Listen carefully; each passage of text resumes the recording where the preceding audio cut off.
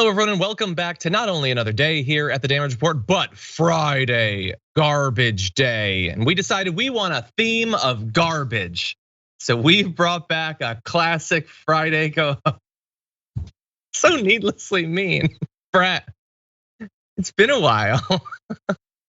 You know what, John? That's it. No! We had him briefly.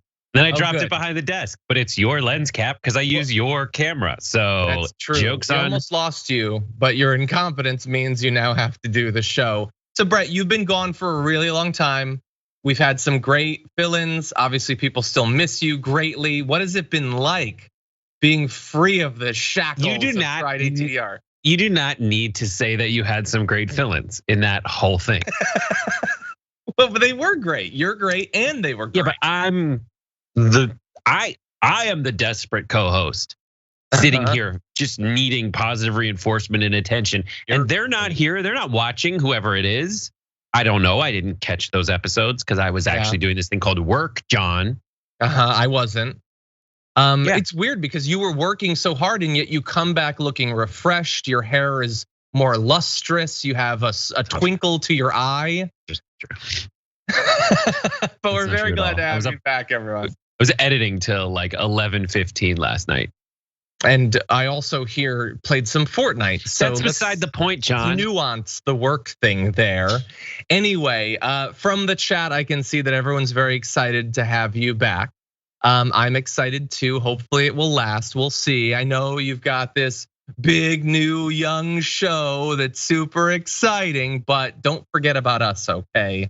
Don't forget about us. When it comes to my relationship with multiple shows on this network, it is the closest word is polyamorous. In that emotionally it's attacks on me and it's a lot of juggling and lying to each other, but it really is working out for me. It's beneficial to me as long as I can play all the shows against each other. And you are very successfully doing that. But anyway, while we're excited to have you back, that's not the only reason we're excited. And you probably think I'm alluding to the rundown. That's also good. The rundown will be fine or whatever. But that's not what I'm talking about either. I want to talk about something exciting that we teased yesterday. Today is an important anniversary. 1 year ago today, maybe, the Dragon Squad was first birthed. Completely casually and not intentionally, we came up with this title, mostly to mock people like the Proud Boys and other groups where, man, they're really trying to sound alpha and they just can't quite make it happen. And we came up with Dragon Squad, and ever since then it has become a phenomenon. There are thousands of you out there that have taken up dragon names of your own. They are all over the chats, even on other streams. I randomly come across dragons in other YouTube comment sections and other Twitch streams, which is always awesome. And you guys have just been so supportive. That it's awesome. Thank you for that. And we want to give you a little back. On this day of our anniversary, we've got a special promotion for you. So recently on Shop2IT, you've probably seen that we have our bomber jacket. And the cool thing about the bomber jacket is that it's customizable. You can get these different patches and you can put them on and stuff like that. And I believe we have some patches here. Yes. Have some cool patches. You can show like issues that you care about. If you go to Shop2IT today and you get the bomber jacket and you add a Dragon Squad shirt to your shopping cart, free Dragon Squad shirt. How awesome is that? Obviously, we got a lot of great ones. We got the green one, which I absolutely love. We have the recently launched rainbow one, but also partially for fun, and I think partially to make me uncomfortable, we've got some awesome new designs in Shop2IT right now that I want to show you. So let's see, we've got the Dragon Squad ice cream shirt. So this was designed by a fan of TDR, Tall and Awkward 3. So thank you for that. This shirt commemorates the epic struggle that I engaged in for a couple of years to track down and consume Cinnamon Buns Ben & Jerry's ice cream. So thank you for that, Tall and Awkward. Tall and Awkward also designed this, kind of like the Terminator thing, but with me becoming a dragon. It's a little bit horrific, it's a little bit awesome. So those are available, and then obviously there's Damage Report shirts, there's Dragon Squad shirts. I get awesome pictures sent to me of people modeling their great stuff. So that's always awesome, and it's now available. You should go to Shop2IT, put the bomber jacket in there, you add a shirt, You get the shirt for free. So how awesome is that?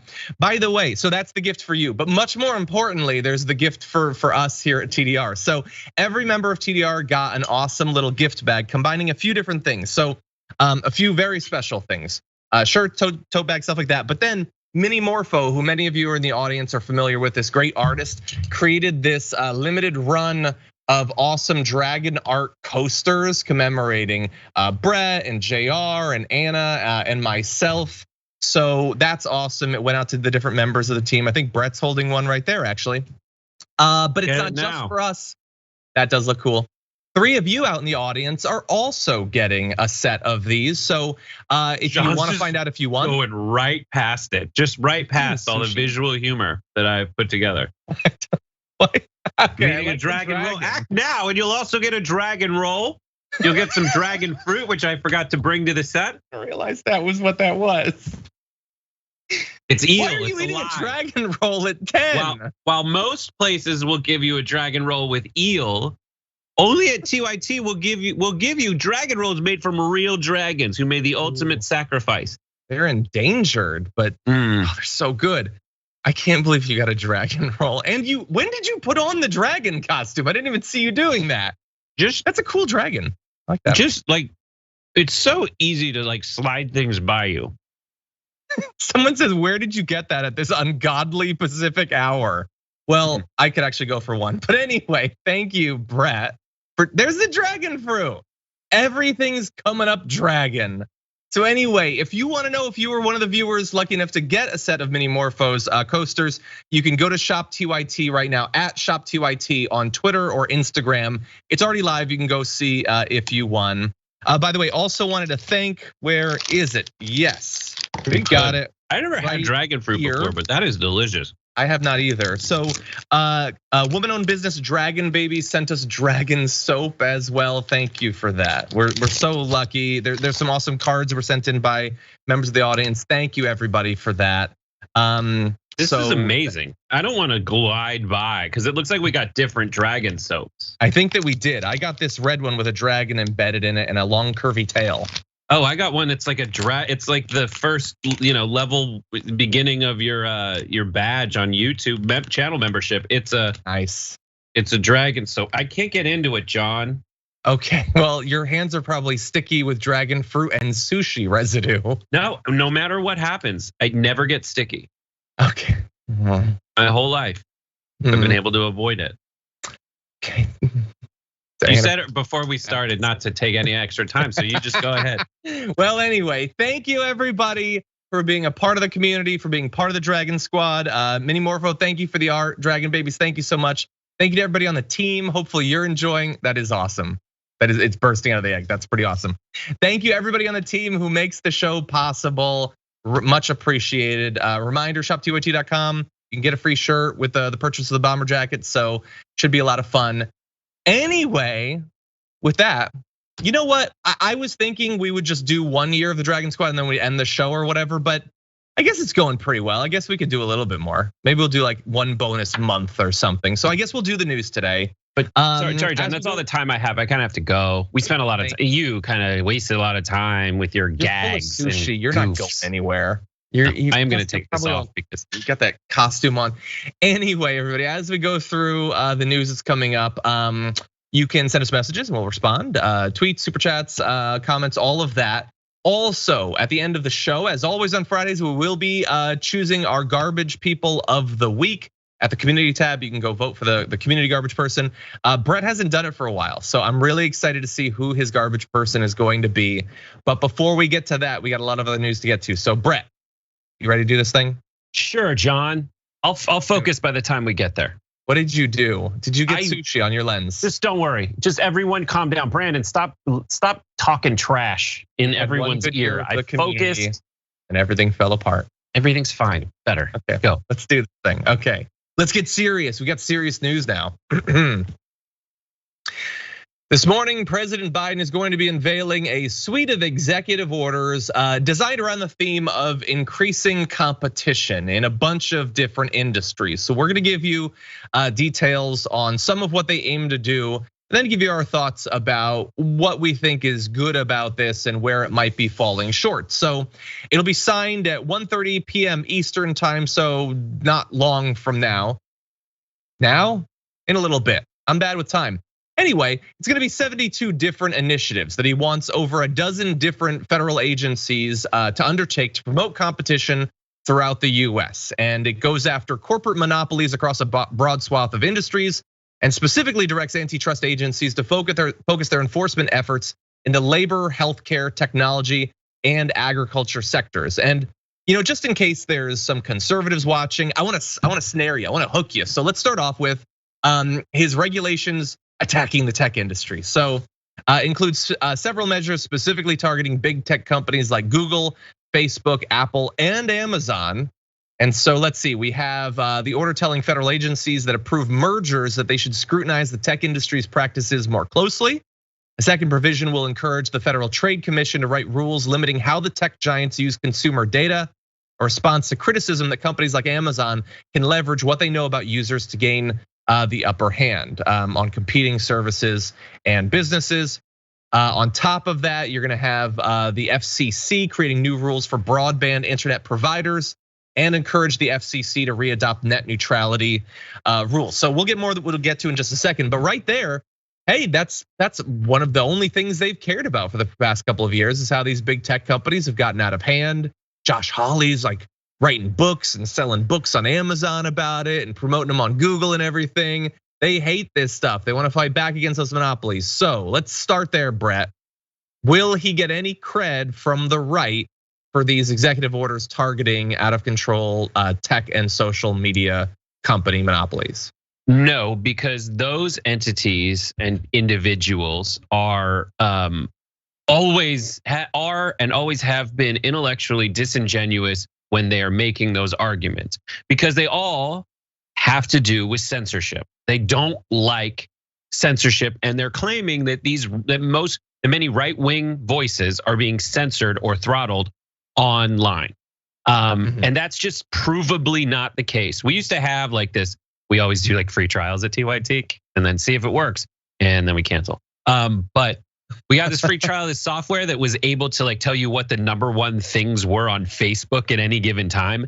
And they were always, and this is proven on a website or on a Twitter handle, I think it's like Facebook 10. The top 10 are always Ben Shapiro, Dan Bongino, the Daily Caller, the Daily Wire, and like kittens. By that logic, the only thing that's getting throttled in terms of viewership is dogs, really. So clearly, in this situation, no matter what happens, they're still they know that the Republican mindset is, in terms of a party apparatus and a messaging machine, is their priority is not to be correct or accurate on anything. It's to identify arguments and messages they can repeat ad nauseum to make it feel like their people are fighting for something. Now, on the one hand, that's kind of great if you're a Republican and you want to feel like you're fighting for something. And it's frustrating for someone on the left because seldom do you have anything remotely like that. So that's really where I'm at on it. And yeah, thanks. Okay, I appreciate that. Yeah, no, I don't expect that there will be much about that. And look, I mean, substantively, one thing they have on their side in not wanting to give him any credit is this isn't going to break apart any of those companies. I mean, that's the largest issue, I think, with all of this, whether we're talking about tech or going broader. And there's going to be things that we'll talk about other industries. It's like designed to maybe be a bit more stringent on merger approvals going forward, although we'll see about that. But it's not actually breaking up any of the companies. So I don't know, like if the issue is that we need more competition in tech specifically or whatever, it's not these little like nibbles around the edge that people think are necessary or have been advocating for. They're talking about reducing some of the monopoly power of these massive industries, and that is not in any one of these 72 different initiatives. That said, let's get into some of the other aspects of this. Biden is calling on the FTC to ban or limit non-compete agreements, which keep workers from leaving their employer for positions at rival firms. That's pretty broad and cross-industry. Critics argue the agreements reduce wages by taking away workers' employment options. Obviously, that's part of the intent. On prescription drugs, it lowers prices by supporting programs that facilitate the import of safe and cheaper drugs from Canada. It allows customers to switch banks, helps them lower their internet bills by banning excessive early termination fees. That's a good little small one, but I like that. Restores net neutrality rules that require companies to treat all internet services equally. Let's see, directs the transportation department to issue rules that require an airline to refund baggage costs when a flight is delayed and clearly disclose cancellation fees. So, I mean, the vast majority of these I think are perfectly fine. I might lump many of them under common sense. These are things that should have happened, but fundamentally, it doesn't really challenge any of these monopolies. And maybe more importantly than that, while I get that he has to do what he can through the avenues that he has open to him, and as of right now, because he's not forcing a break to the impasse over the filibuster, legislation can't go forward. So I guess he has to use his executive orders. But and while I might encourage that, it is still a set of executive orders, which mean that in theory, President Tucker Carlson or President Marjorie Greene in a couple of years could snap their fingers and all these are gone. That's just a reality. I don't know if that's 100% fair because again, he's not going to do anything in terms of legislation since he's not forcing Manchin and Sinema and all those to change on the filibuster. But this could be reversed pretty quick, Brett. Right, that's true. But yeah, and that's just the nature of things that fall under the purview of the executive branch. That the general limitations on what that can do through checks and balances and the way the Constitution's let out can be checked by legislation. But this is always the case that things that are under the administration's executive branch can just be changed like this. And it's good that they do get changed like this. And there are certain things that I agree. It's a lot of these are, I think if Biden wants to lean into anything, because there is no Biden. There's no Biden, right? Like, who is Joe Biden? What has he been doing? The only time we've really heard from Biden, like today, everybody's like, he told someone he doesn't trust the Taliban. Like, that's the takeaway. There is no Biden. There was no Obama for a very long time. And there is an active bully pulpit president that we've had in quite some time is Trump. Yeah. And I think if Biden just leans in a little more to these kinds of common sense, no nonsense thing, because after all, he's like Uncle Joe Biden. He just is like, why don't they give you the money back when you have a baggage problem? If you paid a fee and you don't get that, you should get that fee back. Damn it! I think you should go after the credit union or the credit score agencies. Yeah, I think that's something and there have been progressive pushing for that, but they absolutely should do it because it's all fictional, and you need someone strong in the White House. Even if their brand, because now presidents need a brand, is I'm mad at this and I'm gonna fix it because it's stupid. Yeah. And anyone who says otherwise is intentionally on the other side from you and trying to stop you from getting what you need to actually do things that affect you on a daily basis. Yeah. But in doing that, he would have to criticize people that he is clearly not prepared to criticize, unfortunately. Yeah. So they're fine. I guess I'm sure we'll find out that like 20 of them were written by Alec or whatever and are actually terrible. I don't have the details on that yet. We'll have more once they're actually released, but they're fine, but incredibly limited and potentially quite temporary. So that's fun. Anyway, we're gonna take our first break. When we come back, very different news.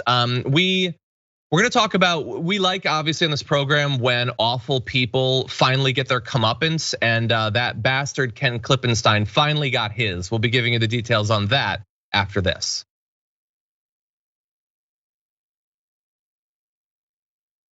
Okay, everybody, let's see what's going on out there in the audience. InGen Fair, thank you for becoming a tier 1 member. Appreciate that. You get access to the emojis. Chris Nesbitt sent a super chat saying, super chat for the welcome back Brett party. We missed you, big dog. So obviously we were talking about it. We're very happy to have you back, but I love that we scheduled it for the day where we're gonna talk more generally about the Dragon Squad than you. But thank you for being here. It's been like 2 months, right?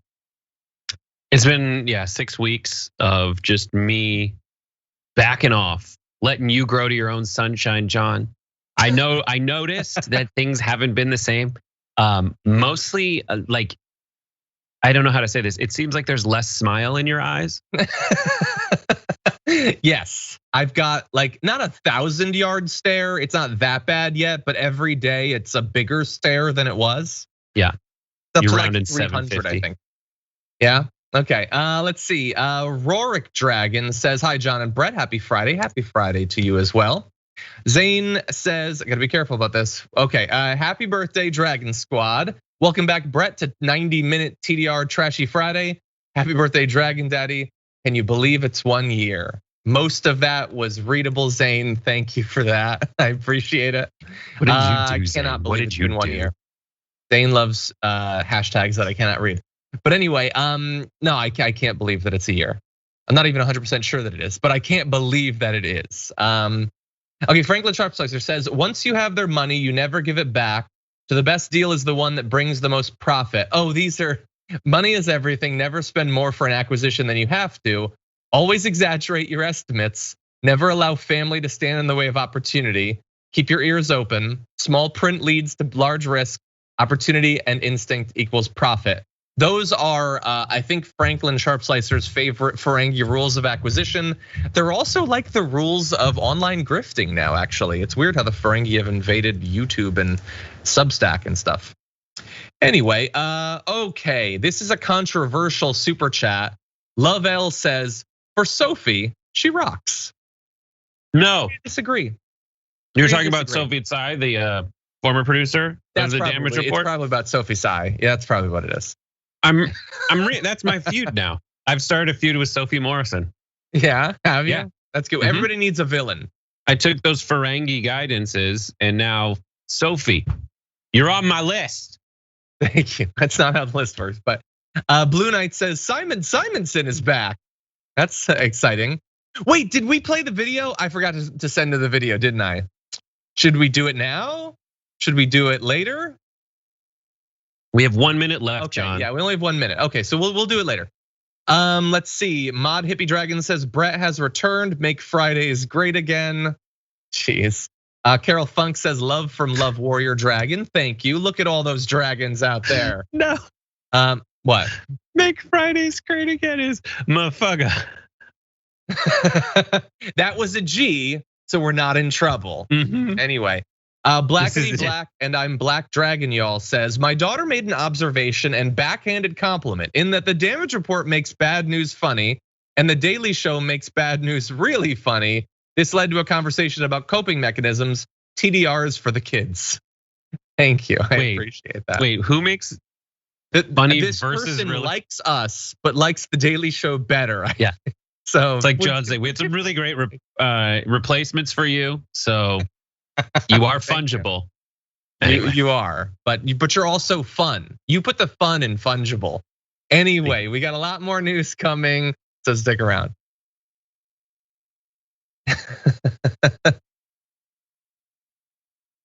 Okay, everybody, we've got a very important story to move to, so why don't we launch right into this?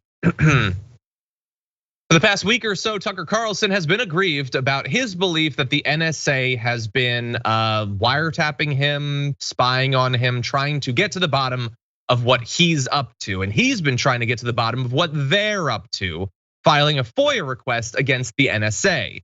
We now have the details of that FOIA request because online Uber villain Ken Klippenstein tried to get to the bottom of what he was trying to get to the bottom of. So he FOIA'd Tucker's FOIA.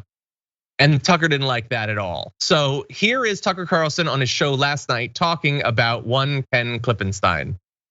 We haven't heard back from the NSA, probably won't for a long time. They did promptly respond, however, to some stooge at The Intercept, which is some joke billionaire-funded website. This guy filed a FOIA request about our FOIA request and then wrote on Twitter this: I've obtained under FOIA the FOIA request Tucker Carlson sent the NSA. So what's interesting is, and it really does kind of crystallize the total degradation of American journalism. The Intercept was founded to push back against the surveillance state. It was founded by Glenn Greenwald. And now, of course, they're busy covering it up and cheering it on. You wonder, instead of FOIAing our FOIA requests, what are you going to find there? Nothing.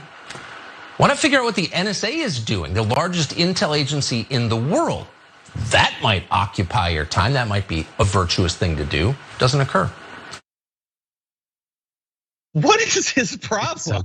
So there's like 1,000 different really weird things about that. And obviously I'm joking about Ken getting taken down a peg or two or whatever, but dude, you're a known liar. He FOIA'd it in part to know if you had actually done it, because this is gonna blow your mind. We can't just take for granted that you're being honest when you say that you FOIA'd it. Like, that's level one. There's a lot of other levels. Brett, what did you think about that? So first of all, I just want to tell everybody that right after this happened, Ken was already slated to be on Deep Dive with Jordan Ewell, and Ryan Grimm had been unavailable for it, but his flight got canceled. So Ryan Grimm was also available, also of The Intercept, N2AT, to be on Deep Dive. So right after this happened, if you are a subscriber, a Twitch subscriber, you have access to this. You can go watch the VOD of the entire episode. It's fantastic, and we're trying to find ways to give it to everybody else as well. Sounds good. It's probably going to be on YouTube at some point today. A condensed version, not the extended version. But when you look through everything that Tucker Carlson said, it is absolutely BS. So first of all, to your point, what you just mentioned, like Tucker Carlson, the reason we can't trust him is because his lawyers told us not to. In a court of law, his defense against lawsuits is that he is not a journalist, and his things that he puts forward as fact on his show are not to be taken as such. So he, not my words, your words, Tucker. The other thing, the strategery of Tucker Carlson in this situation, the strategery, his FOIA request that Ken found out about goes back to 2019, a time when Trump was in the White House. Yeah. So these same policies that affect him now are actually, they happened under Trump, they happened under Obama, they happened as old as the NSA is. This stuff has been happening. Wait. Yeah. So when Tucker says, why are you FOIAing my FOIA? What are you gonna find? Nothing. Wait, he found something. It's almost as if that's why he's bothered by it, because of the weird thing about him going back to 2019. So it was a good thing that Ken Klippenstein FOIA'd his FOIA. Well, Ryan Grimm comes on and he basically says, yeah, it's like the first thing that grizzled reporters tell you is like, you know what you should do is FOIA other journalists' FOIA requests. You should just do that because then you find out. And Ken said he didn't just do it to see whether Tucker FOIA'd him. He's like, yeah, probably happened. He said he FOIA'd it to find out if there's any clues about what exactly is going on with Tucker, because Tucker has been so vague and weird about all of this since it started. He's like, I'm being spied on by Joe Biden. What we found out later is that these things seem to have been intercepted by the NSA. Not a great thing that the NSA does this. Sure. And the best part is Tucker reveals he does no homework whatsoever as a journalist, that he didn't look at what else Ken Klippenstein has reported on. Because it's all that stuff that he's talking about the surveillance state. No, he doesn't know and he doesn't care. He doesn't know about Ken, he doesn't know about the Intercept. And let's briefly mention that, because Ken FOIA'd the FOIA. A reporter at BuzzFeed did as well. But you'll note that in Tucker's thing, he only talks about Ken. So why is that? And this was talked about in Ken's appearance on Deep Dive last night. There was a point where Tucker used to love to go on and attack BuzzFeed. That's a thing that Fox did at one point. But now that's not fun, that's not exciting enough. He wants to attack Ken, and through Ken, the Intercept. Why? Why did he have all those shots about the Intercept, which has been incredibly critical of state surveillance? It's just Glenn Greenwald. Glenn Greenwald's been on his show a lot, and so he's paying him back by attacking a company that Glenn now hates. That's it. There's no more substance to it than that. It has nothing to do with him having a problem with a billionaire backer of the Intercept. Yes, Tucker Carlson for Fox News doesn't like when wealthy people fund media outlets. But that's probably what it is. It's amazing. It's amazing. Even Tucker's limited, strategic, well-worded criticism doesn't make sense. It falls apart on its face because he's saying some shady billionaire funded site. It was launched with the money from a billionaire given to Glenn stinking Greenwald. Well, I don't think Tucker's gonna bring that up the next time. But again, so and also he's on a billionaire funded network, Fox News, that went $450 million in the red before anybody made any money off that. And that money came from Rupert Murdoch.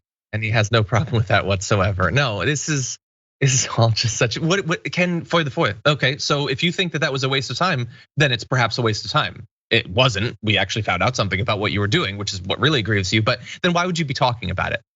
It's just such garbage. And by the way, I haven't talked too much about this story on the show because we live in this really weird climate, and Ken is experiencing this right now, where if there's a conflict between someone like Tucker Carlson, who's a white supremacist fascist tool, and the NSA, you just have to pretend that everything Tucker is saying is true, because if you don't, then you like the NSA, even if that's not consistent with anything that you've said before. As with Ken, it is not. He's incredibly critical of them.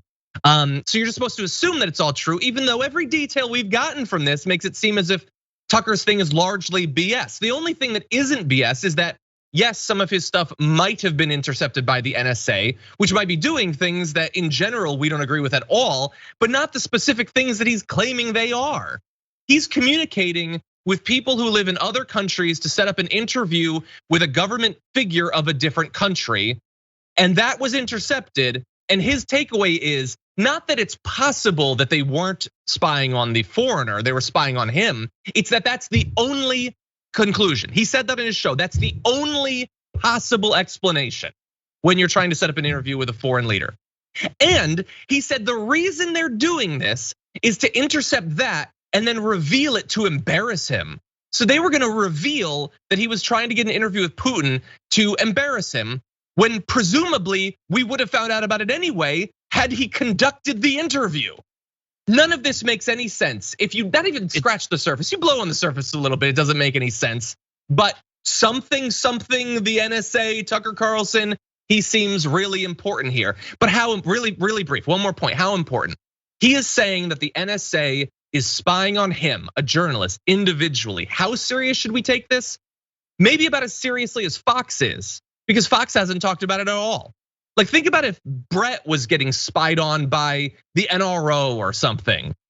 TYT would be talking about it because that's super significant. Fox is acting as if there's nothing to this and they don't want to get wrapped up in it. So I'm gonna take some of my cues from them, and none of any of this can be interpreted as supporting the NSA. I'm perfectly fine with them shutting the NSA down. I have no interest in them whatsoever. But the NSA being bad doesn't make Tucker Carlson good or honest. I've been spied on by the WWE for ages, and nobody here has stepped up to me. That is true. That is true. I'm caught between a rock suplexing you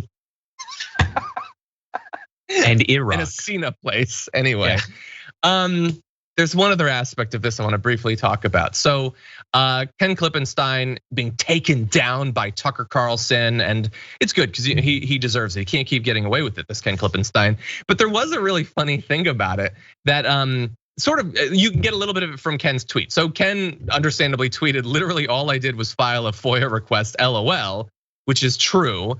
But if you go to that, you'll see a shot from the show, if we can bring up that tweet. And it's a shot of him, he's brought on this like law professor or whatever. And that's, they took that picture of Ken, but why? If we jump ahead to Emily Sloan's tweet, they literally chose the pic of Ken, which would make it just visually read like he's owning Tucker. And you can zoom in. What, like, why is this the picture that they chose? First of all, that's not his Twitter profile pic. And I know that because when they showed Ken's pic, they showed his actual profile pic. Do you know what picture that is? I tracked it down. That is a screen grab from the thumbnail for an appearance that Ken made on The Conversation. Why is that? He has professional headshots. You Google Ken Klippenstein, there's photos all over the place. They picked that because they thought it made him look bad. It only makes it look as if he's laughing at how ridiculous they are. You have to watch, and you have to watch the VOD from the. I did from the appearance. Yeah. Everybody, I'm just saying. So everybody watching needs to watch the VOD from his deep dive appearance on Twitch. It is absolutely fantastic because it covers a bunch of other stuff too, like the fact that it takes 10 minutes to file a FOIA request, and the other things that are being overlooked by Tucker here is that it's not just Tucker that gets completely used and hosed by people by Ken Klippenstein. It's everybody who appears on Tucker's shows, all the people that like and retweet all the troll text from Ken or the tweets from Ken when he says like, can you like issue some support for my uncle? He got sick. He's a World War II veteran, and it's Lee Harvey Oswald. Like that's it. It reveals just how poorly they do their job over there. It's so very frustrating, but at the same time hilarious. Yeah, and like with Tucker, I don't know if it's a combination of him being stupid or if he's just lying. So he doesn't get how surveillance works. He doesn't get what unmasking is. With his FBI theory, which by the way, he's just dispensed with. So again, lying. How seriously should we take the NSA thing? Well, remember when he was saying the FBI was behind January 6th and now he doesn't talk about it anymore? He revealed he didn't understand how unindicted co-conspirators work. Is there anything that Tucker actually understands about the world? I have one thing that I think he understands, and that's projection. And that's gonna be demonstrated, and we have just a little bit more from that appearance yesterday. So here's Tucker Carlson's show. How about prison time? I mean, they tried to send, speaking of run amok intel agencies, they tried to send Roger Stone away for the rest of his life for inconsistent testimony. But none of these people, they thrive, they get MSNBC contracts. This is not sustainable. Someone needs to fix this. Okay. So first of all, Roger Stone lying in court under oath is inconsistent testimony, and I'll make a voice about it. And then it's okay that he's been pardoned even though he lied to cover up his crimes, whatever. But the projection there was that so Ken Klippenstein, who loves the surveillance state somehow, and he did a lot of research to come to that conclusion, is doing this to get an MSNBC contract. So they secretly support government surveillance so that they can get cushy, well-paid cable news contracts. And that attack against Ken and others was made by Tucker Carlson, a guy who has a cushy multi-million-dollar cable news contract and who has spent the last week calling for teachers to be surveilled by the state so that the state can fire them from their jobs if they say things politically that right-wing pundits don't agree with. So again, Ken Klippenstein loves the boot of the NSA on his neck, but Tucker Carlson, a guy who wants every classroom to be surveilled by the government, he's the true guy who's questioning government surveillance. None of this makes any sense. And the mention of MSNBC gives up the entire game because that is the fire that fuels Tucker Carlson. He is so terribly dangerous. And my takeaway on all of it is not that he's stupid, it's that he's intentionally lying. And by lying, he's performing. And that is enshrined in legal history as his defense. It's a performance. It is lying to his audience in a way that is different from the truth. That's his legal argument. So that's not my analysis now. That is Tucker's analysis. And the MSNBC thing. He's the most dangerous type of person because this is a kid born into privilege. His dad was like a local news guy, and his mom is a Swanson broth heir or whatever.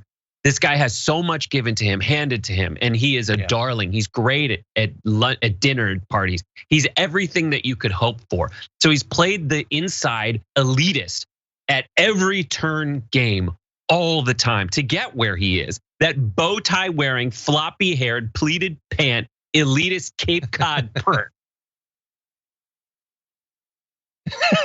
Well, look, if Brett no, you can leave it up. No, he gets to. My screen went weird. He gets to those heights and then he loses it, right? Yeah, he loses it at the hands of Jon Stewart, and now he will do anything in his power: lie, cheat, steal, sue, fabricate, in order to keep this position until the end of time. Yeah, that's what makes Tucker so dangerous. Yeah. So that was a very funny face that it froze on. I really hope that becomes an emoji soon. Final point though, if you support these FOIAs of this out of control rogue journalist and NSA lover Ken Klippenstein, he does have a Patreon to fund the FOIAs and the legal work and all of that. Also, just want to give some preemptive support to Ken because I'm sure he got a lot of attacks and harassment and death threats last night. Well, there's at least a 40% chance that Glenn Greenwald is gonna go on Tucker Carlson tonight to attack Ken Klippenstein and send his rabid, insane followers after him. So that's gonna be fun, Ken. Don't envy you for tonight, but thank you for your work though, buddy, and taking one for the team. Anyway, with that, we do have to take a break, but we've got a lot more news coming up after this.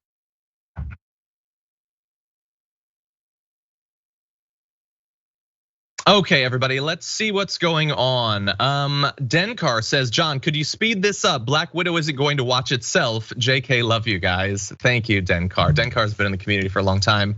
I too can't wait for Black Widow, but I am going to have to until tomorrow night, and it's killing me. Anyway, okay, Mr. Shadow says, glad I was able to catch your live show on time today. Must be a good day. Love your show and had to show some love to the Dragon Squad. Thank you so much. Quasita the Q Dragon, oh no, the Q Dragon says, John, thank you for all your work and passion. TDR helped me more than I can say in a SC. I love repping here in Omaha, Nebraska. You should be so proud. Thank you, that's very nice of you. No World Dragon says, happy Dragon Days squad, John and Brett, thank you. Zombie says, I love how Tucker mentioned about the Intercept being funded by a millionaire while being on Fox. Exactly, like he knows how shallowly, blatantly, transparently hypocritical that is, but it doesn't matter. There is no bar whatsoever for his audience. His audience is not going to sit there and think, hey, that seems inconsistent. It's just not going to happen. Ray Turner says, happy birthday, Dragons. Thank you, Ray Turner, appreciate that. Okay, Lazy Peon says, I've missed a few shows. Have you talked about the huge yacht liner? It's going to be built 5 minutes from my house and I might make some parts for it. Not sure how I would feel about it. Oh, and I like this new host, Brad. You're the best, Brad. I don't know about that Stone Eagle Dragon, but I will look it up. I got haters. If I'm the newbie, I've already got haters, so. That's true, you're doing your job then. Yeah. You're doing your job. By the way, and I say this mostly to make him uncomfortable, what about this Brett Erlich? He helps launch TDR. He helps launch Indisputable, both of them so popular, they're blowing up. There's something to this Brad guy. I think he's not a bad guy to have on your side. I colonize other shows by hurling my spore into space. I don't like that at all. I don't trust space anymore. Anyway, Timbo Slice says, happy anniversary, Dragon Squad. Love from Bulfa D's Dragon. Thank you. Moon Dragon says, if we can hear them whining, they're not being censored. That's pretty funny. Desiree says, on the anniversary of Dragon Squad, I would like to finally secure my own dragon name, Roro Dragon. Roro is my pup's nickname. It's yours, Roro Dragon. Thank you. What's up, Brett? Big thanks. I believe it's Tempo Dan who has, I think someone else brought it out too, but there is already an image of me frozen in time. I want to see it. All right, hang on. It needs to be an emoji. Go about your business, and we got a minute. Well, we're gonna make it as an emoji. I'm sure that Brooke is hard at work on that. Tabby the Game subscribed for 3 months. Thank you for that. Hello there to you too. Okay. Sexy Melly B says, guys, guess who streamed for the first time today and is again after the show? I think I could guess. I know. Red Light Dragon subscribed for 11 months. Thank you. Oh my God. You know what? Don't use your lens cap next time. Just throw that up. It's gotta be an emoji. And if you don't do it for Twitch, we're taking it for YouTube. Can you colonize that face? They're both yours, John. Anyway. So good. Okay, thank you. There you go. Make this what comes up when I call you on your phone. I'm gonna try.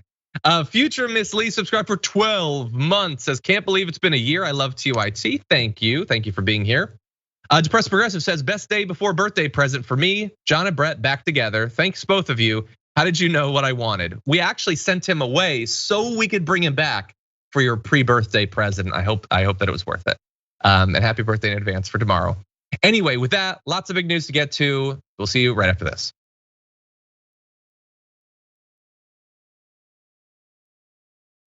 Okay, well, that last segment was a lot of fun, and now we move to really dark stuff once again. A few years ago, while regrettably Donald Trump was still president, Mohammed bin Salman, leader of Saudi Arabia, had a US journalist, Jamal Khashoggi, murdered in Turkey. And the US, very promptly after that, helped them to cover up the crime, avoid any sort of consequences whatsoever, and our alliance with Saudi Arabia rolled on as if they hadn't brutally tortured and murdered a journalist.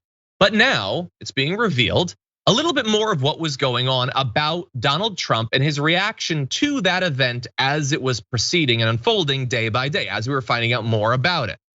And it gets really dark. So one piece of intelligence in particular had apparently gotten Trump's attention. US officials had concluded that the Saudis had used a bone saw to carve up Jamal Khashoggi's body. And Donald Trump apparently got fixated on that, saying, I mean, he would go back to it. This is the source for this report, saying, trying to press them and telling them, this will change everything, you guys. We've got to know, we're with you. We're standing behind Saudi Arabia, but we've got to get to the bottom of this. Was there a bone saw? Was there a bone saw? So first, let's reassure them we're with them no matter what. But then let's also find out if they cut apart the journalists they murdered with a bone saw. And Trump not only was weirdly fixated on this, but not affected by it in terms of his evaluation of Saudi Arabia. He thought that it was kind of funny, saying things like, I've been in difficult negotiations. I've never had to take a bone saw. This is in the immediate aftermath of the murder of that journalist. And he thought it was funny. He goes on to turn to Mike Pompeo, saying, have you ever had to take a bone saw into negotiations? To which Pompeo said, no, Mr. President, ha ha. So cool. Such a cool guy. Look, coming out of this, and we'll have more on this, the fact that he didn't care that they did it and that he wanted to maintain the exact same relationship with Mohammed bin Salman and Saudi Arabia is obviously 99.999% of the issue with all of this. But the fact that along the way he thought it was funny and would joke to a group of government officials, the Secretary of State, people who are literally involved in the work of trying to find out exactly what happened in this murder of a journalist. Like the Christians love this guy. They think that he is the best. Jesus chose him to come back and be our president. I don't know. It's just disgusting. Yeah, it's the hypocrisy is just a symptom of tribalism. People have chosen this guy. They like him. They like that he thinks and acts like this. But if anyone ever, God forbid, on the other side of the aisle from them were to ever say something like fixate on something they didn't think was the exact right thing to fixate on, or didn't fixate on something enough, forever, you would never hear the end of it. Yeah. This guy is asking if there's a bone saw, and not just that, not to say like, listen, if they came with a bone saw, maybe it's more premeditated than we thought. Coming with that's evidence a specific kind of saw is either used for torture or for the purposes of cutting up a body so you can hide it and take it out. No, it wasn't that. It was like, that's nifty. That'd be an intimidating thing to use in the art of the deal. Isn't this a fun world we're in now? Ha ha. I negotiate, they negotiate with bone saws. Isn't that fun? Right. It's like that's what you got from all this? That's what you took away from all this? That is what he took away from all of this. And that's just disgusting. But obviously, as I alluded to earlier, the issue was the knee-jerk need to protect them from any consequences. And so really fast, as the days were going on, the Saudis kept changing their explanation of what happened. So 3 days after the murder, they said that Khashoggi had left the consulate and the Saudis had no idea what happened to him. It turned out that was a body double that they had put there to make it seem as if he'd escaped. Then as details started to come out, there were the audio tapes of what had happened inside the consulate. They declared that he had died in a fist fight because they wanted us to believe that Jamal Khashoggi had gone into the consulate and then tried to kill everyone with his bare hands. And so they accidentally killed him and cut his body apart. And then finally they came out and said, well, it was rogue killers in the consulate that had done it. That was obviously insane. It was particularly insane coming after all of the other made up explanations. But that didn't stop Donald Trump, who on October 15th said, I just spoke with the king of Saudi Arabia, who denies any knowledge of what took place with regard to, as he said, his Saudi Arabian citizen. It sounded to me like maybe these could have been rogue killers. Who knows? Well, you know, because he knew at that point what had happened. But the Saudis had their public relations trick they wanted to use about the rogue killers. And he thought, I'll just say that. It sounded to me because they told me to say this. And what was all of this about? Well, all of this was nothing having to do with human rights, the life of this journalist, the need for the surviving family members of Jamal Khashoggi to understand what was going on and get something like justice. He cared about the money because he said about this, and I'm not going to, I just can't anymore. If we abandon Saudi Arabia, it will be a terrible mistake. They're buying hundreds of billions of dollars worth of things from this country. If I say we don't want to take your business, if I say we're going to cut it off, they will get the equipment, military equipment, and other things from Russia and China. And I'm not going to tell a country that's spending hundreds of billions of dollars and has helped me out to do one thing very importantly, keep oil prices down. So they're not going to $100 and $150 a barrel. And I'm not going to destroy the economy for our country by being foolish with Saudi Arabia. It's about America first. So that was why he was totally fine with them murdering this journalist, cutting up his body. They buy stuff from us. So you get one journalist free, one murder and torture free. Well, and I'm not going to tell you how many others you get for free and how much other misbehaving you can do. But that I would just say my criticism of Trump from a Trumpist perspective is that is a weak appraisal of your position in terms of power. You saying that you cannot keep Saudi Arabia in check by various means and rather are letting them do literally whatever they want, even if it's killing like someone who is an American resident, if not citizen. Then you're saying you're weaker than Saudi Arabia. Yeah. Now, the other thing to take away from this is the quiet part loud. This is the calculus that happens behind the scenes with every unfortunate story that gets out of hand from the perspective of damage control and keeping your perceived, nobility intact. Like they're angry when stories come out like this, not because they care about what happened and that it's a tragedy that befell someone that was just trying to do something that is protected by the First Amendment in America anyways. Instead, you're mad because you've already done the calculus and now you have to deal with it. And this is gonna be bad optics and you have to do the political calculus and make, if you're Trump, you just make louder noise about other things as soon as possible and get people to start paying attention to something else. But that calculus happens all the time. Exactly. Yeah, it does. And one last little awful wrinkle, it doesn't just happen under Trump because obviously, he tried to protect MBS from people finding out about this. He kept denying it, always defending him. So once Biden was inaugurated, they came out with this report making it even more clear what had actually happened. So that's good. But then Antony Blinken, Secretary of State, said, I would say the relationship with Saudi Arabia is an important one. We have significant ongoing interests. We remain committed to the defense of the kingdom. So what we've done by the actions we've taken is not to rupture the relationship, but to recalibrate it to be more in line with our interests and our values. This is bigger than any one person. And I don't know if he's referring to MBS or to Jamal Khashoggi or to Biden himself or to himself as Secretary of State. But what I know he's not saying is that they're going to take these gross, tragic human rights violations any more seriously than they were taken under Donald Trump. And these are the head of state type things, not head of government. It's just like, and I'll explain that. Basically, like the cool thing about elections and American regimes is you get a new fresh face every 8 years at least, and in this case 4. But all the apparatus that they are in charge of, but the entire apparatus that they're in charge of, those folks, they remain behind the scenes. Exactly. And that's what happened. Yeah. Okay, well, we only have a few minutes left in this block. We're gonna try to give him a little bit of time to get his video going again as we launch into this next story.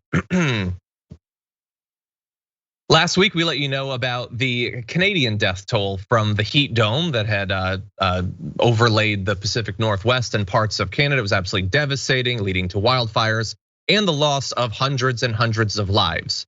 Now we have a little bit more information about how devastating it was here in the US. The death toll as of right now in the Pacific Northwest has risen to nearly 200 people who died as a result of those horrendous hot conditions. There was 116 deaths reported in Oregon, 78 deaths in Washington state. And look, even as it was happening, we talked about the fact that heat waves always result in people dying because we don't protect them. We don't care if they've access to AC. We leave older people in places where they might die. But I want to put it in perspective though, because while heat waves are always devastating, this one was worse. Between 2015 and 2020, Washington saw just 39 deaths in the late spring and summer months. So over a period of 5 years, 39 deaths. In this one heat wave, for a week, they had 78 deaths. So absolutely devastating and far and away worse than anything we had experienced earlier. And again, to remind you, as we talked about last week, in British Columbia, as many as 500 people died from this one particular heat wave, as well as the loss of potentially more lives, animal life, and property from the wildfires burning that obviously a heat wave like that would contribute to. So Brett, we speculated that this would result in a lot of deaths, and indeed it has. Yes, it is. I don't know, you know how I feel about all these stories. It's like, yeah, we all know what the problem is. That's the frustrating thing. And the messaging around it is just messaging. Like, we know what the issue is, we know what the problem is, and we don't do anything to change it for a bunch of reasons. One, and we can probably quantify exactly what percentage of the problem it is. One is our own habits. The other is refusal of energy companies who are entrenched in not only the physical infrastructure already of the country, but also entrenched in their relationships to seats of power and decision making in America as it relates to our representatives. It just keeps going and going. It's that inertia that will, not so hilariously cause the heat death of the planet. Yeah. Yeah, and look, we're focusing on that particular heat dome because that was particularly devastating for a particular area over a particular period of time. But there was, record temperatures in Arizona, in Nevada. We talked about in the Arctic, in Russia, there was really high temperatures.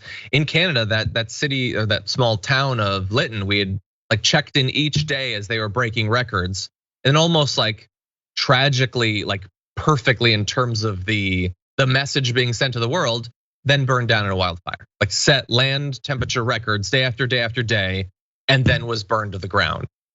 And it got a little bit of coverage, and more coverage than usual mentioned climate change. I think it was at one point like 26% of the segments about the heat dome mentioned climate change. But still, now we're moving on. And how many people are talking about that heat wave or the next one that's gonna come, or the fact that we're launching into months of devastating wildfires? Those things are not simply going to get better if we ignore them. They are going to almost certainly get worse every year from now on. Okay, we have a little bit more climate news to get to after our break, but this is all the time we have for our first hour. So thank you to all of you on our various linear platforms for watching the show. Much appreciated. But if you're watching on the app or if you're watching on Twitch or on YouTube, we've got a lot more news for you, including the ceremonial throwing away of political garbage. I've got one. We're gonna see who the community has voted for, and Brett, maybe a little bit out of garbage thrown away practice. We're gonna see who he's plucked. How dare you? How? Oh, you're dare not frozen you, John? anymore. That's good. That's good. I have 11 seconds worth of things to say about that. No, we gotta go. We gotta go. So anyway, we're very excited for that, as well as other news. So we're gonna take just a couple minutes off, and we'll be back after this.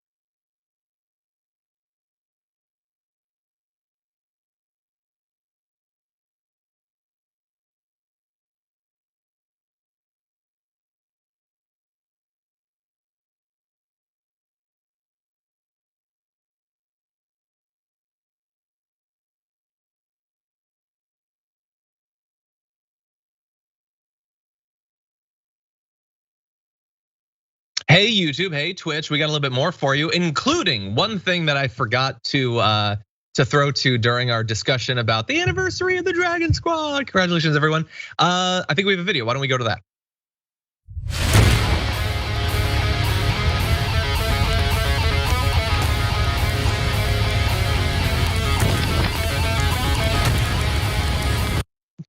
Oh, sure, but that was awesome. I love the use of the transitions for the shirt. So that shows you the shirts that are now available at Shop TYT. And remember, get the bomber jacket, you get a shirt for free from Dragon Squad. And also, I wanted to reiterate, because I might have cut it off earlier, that we're giving away a set of the Dragon Squad coasters. We're giving away a set of the Dragon Squad coasters made by Mini Morpho, designed by Mini Morpho, and available at Shop TYT now to 3 lucky viewers. So go to Shop TYT now on Twitter and Instagram to see who won this special gift. Yes, and by the way, Mini Morpho's art is awesome, and not just in coaster form. So you can go on Instagram and on Twitch as well, and watch some of it being made live. You can go take a look at the different dragon designs. This is just a few of them. There are way more. So. Also wanted to let you know about what's coming up today on TYT. Immediately after this program, get ready for Indisputable with Dr. Rashad Ritchie, co-hosted by Wosny Lambre. So that's gonna be a lot of fun with a debate with Rhonda Kennedy, and Molly Jong-Fast will be a guest as well with Dr. Rashad Ritchie. So that's gonna be a lot of fun. YouTube.com/indisputable_TYT coming up right after this program. Also, today is our power panel. I'm gonna be joined on the first hour by Cenk Uygur as well as Jeff Waldorf, who was on TDR last Friday, actually. So we're gonna have a lot of fun. And the second hour will be led by Francesca Fiorentini. Cenk will be there, and Kenya Evelyn as well. So you're not gonna wanna miss that too. Really fast, wanna read a couple of comments. Diane Bressler and Graham White became tier 2 YouTube members. Thank you for that. You get access to the weekly top 10 list that Francesca and I do. This week, we talked about the 10 shows that were tragically canceled far too soon. That was a lot of fun. And let's see, Suspicious Pergolas, I love that name. Says, great to see Brett back. Have you guys ever done a garbage person of the year? We have actually, 2 years in a row, we've done our garbage people of the year. Those should be. Thanks for watching. Thanks for watching. Thank you. I want to say, Depressed Progressive, sorry I didn't wish you a happy birthday earlier. I was too involved in my own stuff at the time. Get ready, get used to it. Quantum Dragon says, happy birthday, Dragon Squad. My hubby would like to please have the name Firefighter Dragon. Well, you may. It's yours now. Carrie Venus, thank you for the super stickers, much appreciated. Notorious Sparkle Dragon says, happy birthday, Dragon Squad. From a crazy leftist elite who works at a university, here's to driving our conservative family members to drink. Nice, that's pretty good. Bernadette Kiwi Dragon says, welcome back, Brett. Just tuned in the middle of the gruesome Khashoggi story. As great as the substitute guests are, you were missed. I hope your mission was productive. I think we can say that it was. I think that it's been productive. It has been productive. I converted a lot of people to indisputableism. It's been indisputably productive. Simulin the Kind Dragon gifted 5 tier 1 subs over on Twitch. Thank you so much for that. Daisy Dragon gifted 2. BC Trumpet gifted 2 as well. And Just Freaking Ortega gifted 1, as well as Tempo Dan. Thank you so much. Just Freaking Ortega sent in a Twitch comment saying, I have no words. Seriously, I'm crying like a baby. I love you all so damn much. Dragon Squad would be lost without you. That's so nice. Oh man, Irie Man hit 14 months, Dragon Anniversary, and my birthday. That's awesome. That's some synergy for you right there. Everybody, try to time yours so that it also makes an awesome day with one of our anniversaries.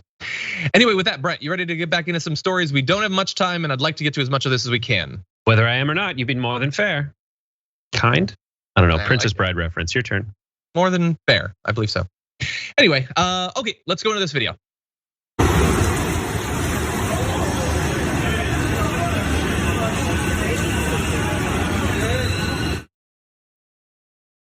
So there is a video going viral, a flooded subway station being flooded thanks to Tropical Storm Elsa. And I can only imagine that that subway train is traveling straight to Hogwarts, because that's the only thing that would get me to wade through New York subway water. Now, this is devastating for a lot of different reasons. Immediately for those individuals, Brett, having to walk through that, more than likely because they're worried they will lose their jobs if they don't get to work on time. So that's tragic too. But I want to give you a little bit more of some people's efforts to find a way to walk through there without getting too wet. Here's what they tried to do.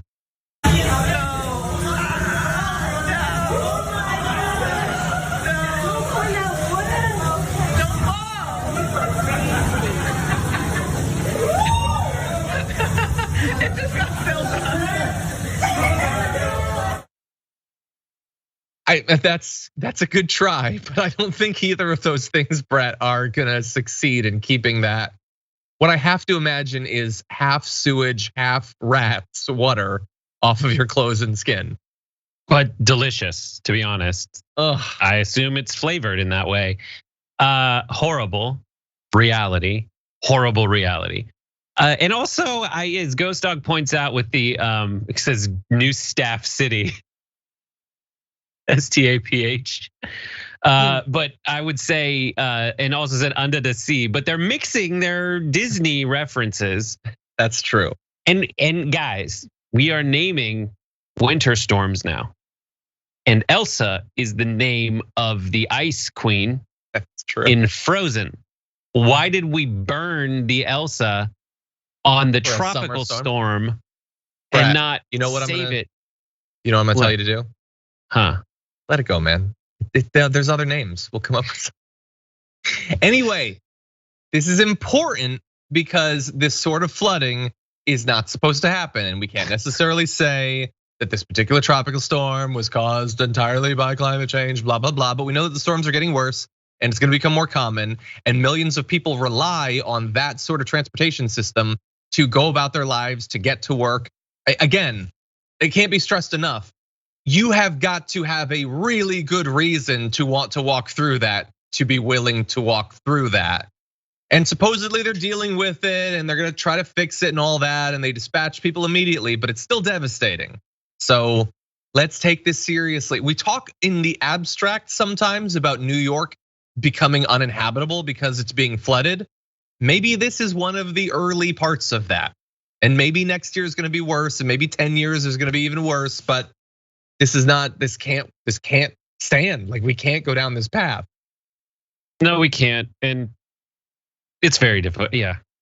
It's the metaphor exists already for like a frog boiling alive. Yeah. The frog in the boiling pot or whatever it is, where you just don't know. You can tell when it like a bubble happens, but you just don't know what to do because it's gradual and slowly you just find yourself overtaken by it. And this is what it's like. And even still, like, there's a lot to be gained from a straight up like pollution, cancer, health perspective, and the potential for getting rid of our reliance on foreign oil, and reducing our reliance on foreign oil issues if we just go green. Not to mention the jobs that will be created. So I think all this can happen in the meantime. But yeah, I just don't envy anyone who is having to wade through the flooded sewers or the flooded subways of New York City. Yeah, neither.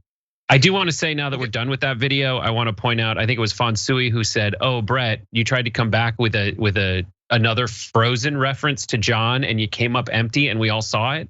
That happened in the chat because John said "Let It Go," which is a Frozen reference, but I didn't.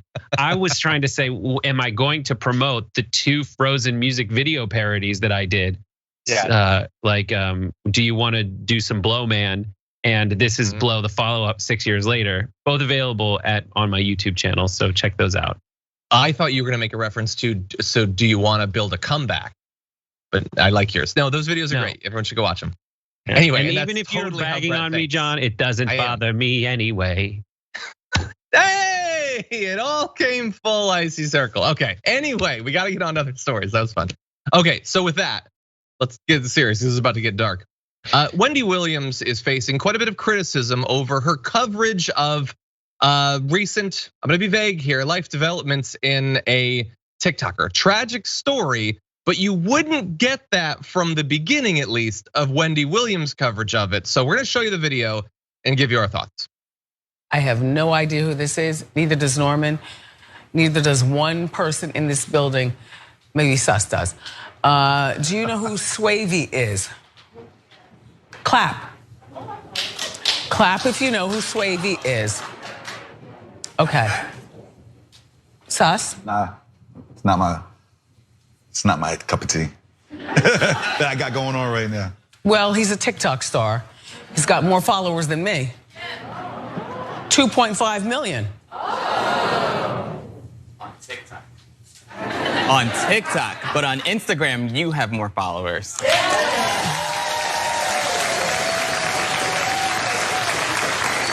Well, as my son Kevin would say, no one uses Instagram anymore. What? And as far as TikTok, I don't use that at all. I don't know what that is. I don't want to be involved. So here he is.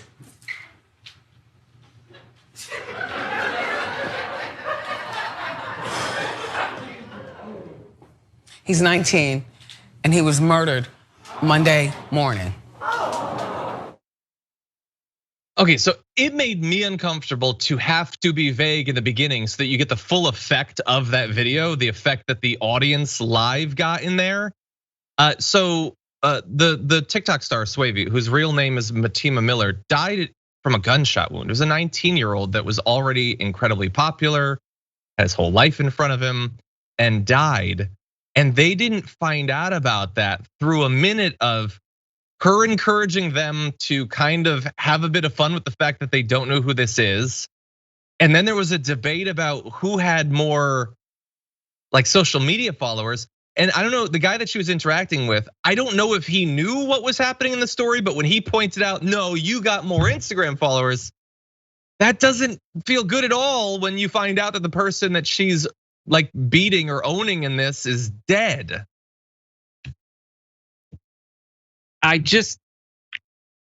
That moment, and I don't know, because a lot of us are having different. Everybody who has seen this from a different Twitter handle or watching it, or did they read the lower third during this, or did they not? Like, that's true. I don't know what's better or worse. Like, I don't know. It's like people watching. What order did you watch the Star Wars movies in? Like, you have a completely different experience than I did. And we all come to the same conclusion that this is one of the wildest rides in television watching history. And every little flavor that goes into it is amazing.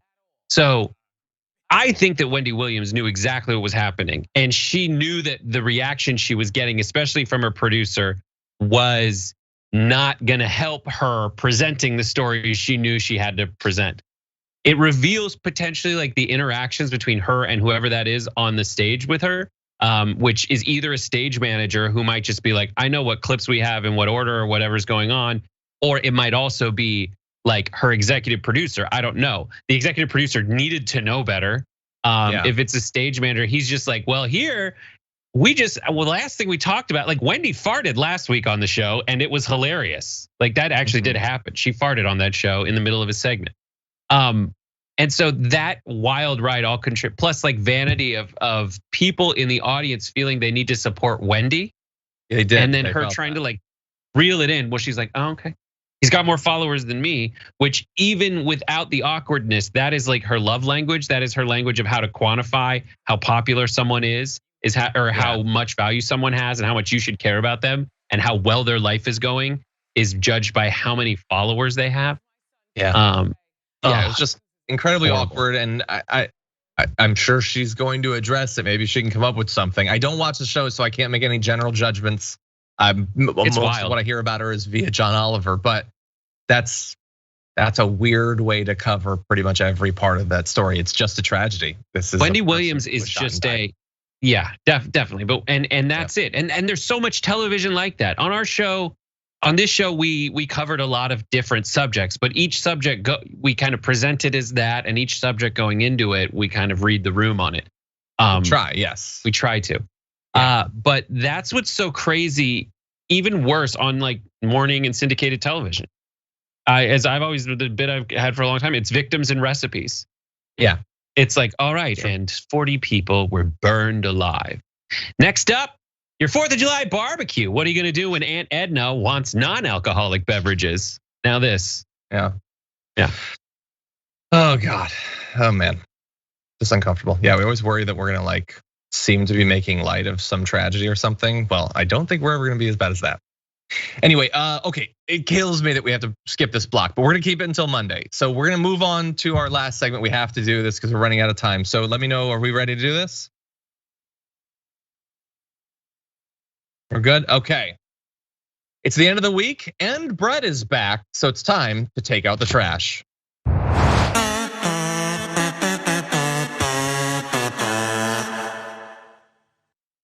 Brett, you haven't given us a garbage person in weeks and our can has been waiting for it. Could have worded that better. That's phrasing for you. Brett, who's your garbage person of the week? Just gliding right by that one. My garbage person of the week, little shocker here, is Captain America. And my fellow compatriots, Kevin Sorbo, who played Hercules, Dean Cain, who played Superman, and some right-wing comedian on Fox Nation are here to fight back against Captain America, that evildoer. Crappy Avengers, assemble. Take a look. Captain America getting political and anything but patriotic in the latest Marvel comic series released right before Independence Day. Well, the issue claims, quote, the first American dream is the one that isn't real. It's one some people expect to just be handed to them, when the truth is it never really existed in the first place. Other cultures, immigrants, we're at our best when we keep no one out. A good dream is shared radically, shared with everyone. When something isn't shared, it can become the American lie. All right, well, you confused? So what does Superman have to say about that? Dean Cain played that role and took great pride in it. I am so tired of all of this wokeness and anti-Americanism. We just celebrated our 245th birthday. In my opinion, America is the greatest country in history. It's not perfect. We are constantly striving for a more perfect union, as we all know, but I believe she's the most fair, equitable country ever. We keep reaching new levels of insanity. That's all I can say. This is, it's obvious America is a great country. This is just another example of lies from the left. I mean, I agree with what Dean Cain said this earlier. Are these American blasters out there? Have they really spent time in other countries to see what the comparisons could be? I look at Hollywood and the public education system. They're sitting out there encouraging us to hate each other.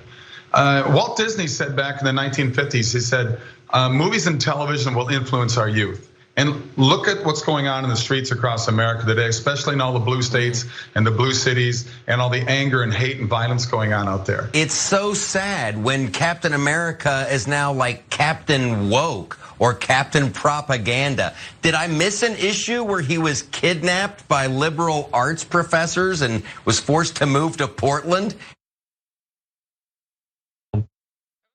Comedian? Yeah, that's Michael Loftus. He whatever. God. I'll forgive the comedian more than I'll forgive Kevin Sorbo and freaking Dean Cain.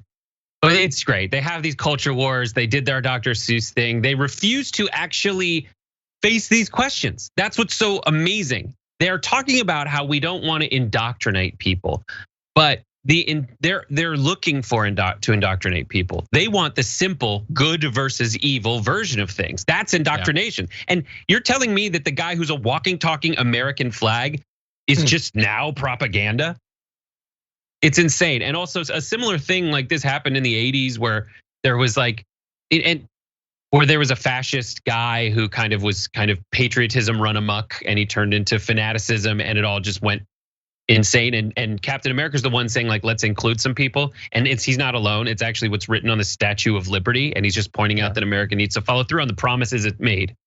But I love it. I love that it's like now Captain America, who punched Nazis in the face, is now trying to tell us who's the good guy and the bad guy. Well, to be fair, they would probably have a problem with that too now. Yeah, he's got America in his name and he's a soldier.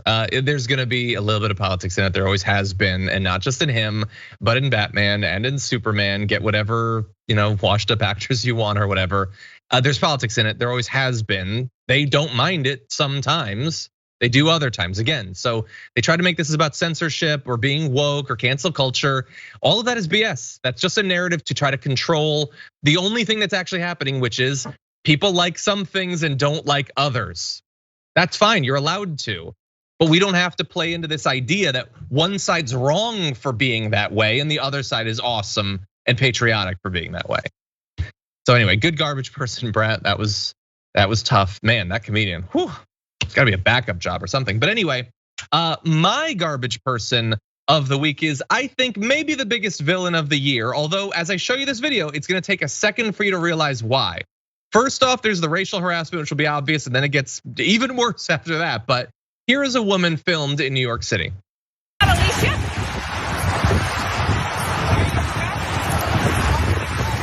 Have you never heard of Alicia in the city? Really? Really?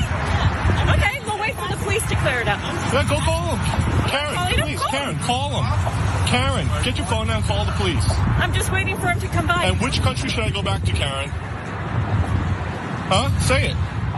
Now you can't got your tongue? Can I get my tongue? Oh, yeah? Really? Yeah. Edit it out. Go ahead, edit. Edit what out? Come on, puppy. What about no? Come on. That's incredible. I'm just passing by, and you're actually trying to instigate a dog to go into the middle of a highway? What kind of problem do you have, lady? Like, seriously, put it out there. Put it out there that you can walk around without your dog on a leash. You know what? Put it out there that you can insult someone of Asian descent, and then also try and instigate a dog to go in the middle of the street because you're on principle or whatever reason. Why don't you go back where you came from? Put a leash in your country? Oh yeah, which country is that? Bola, come here. Bola, come, Bola. Bola. Come here. Great. You're lovely. Come on, puppy. Come.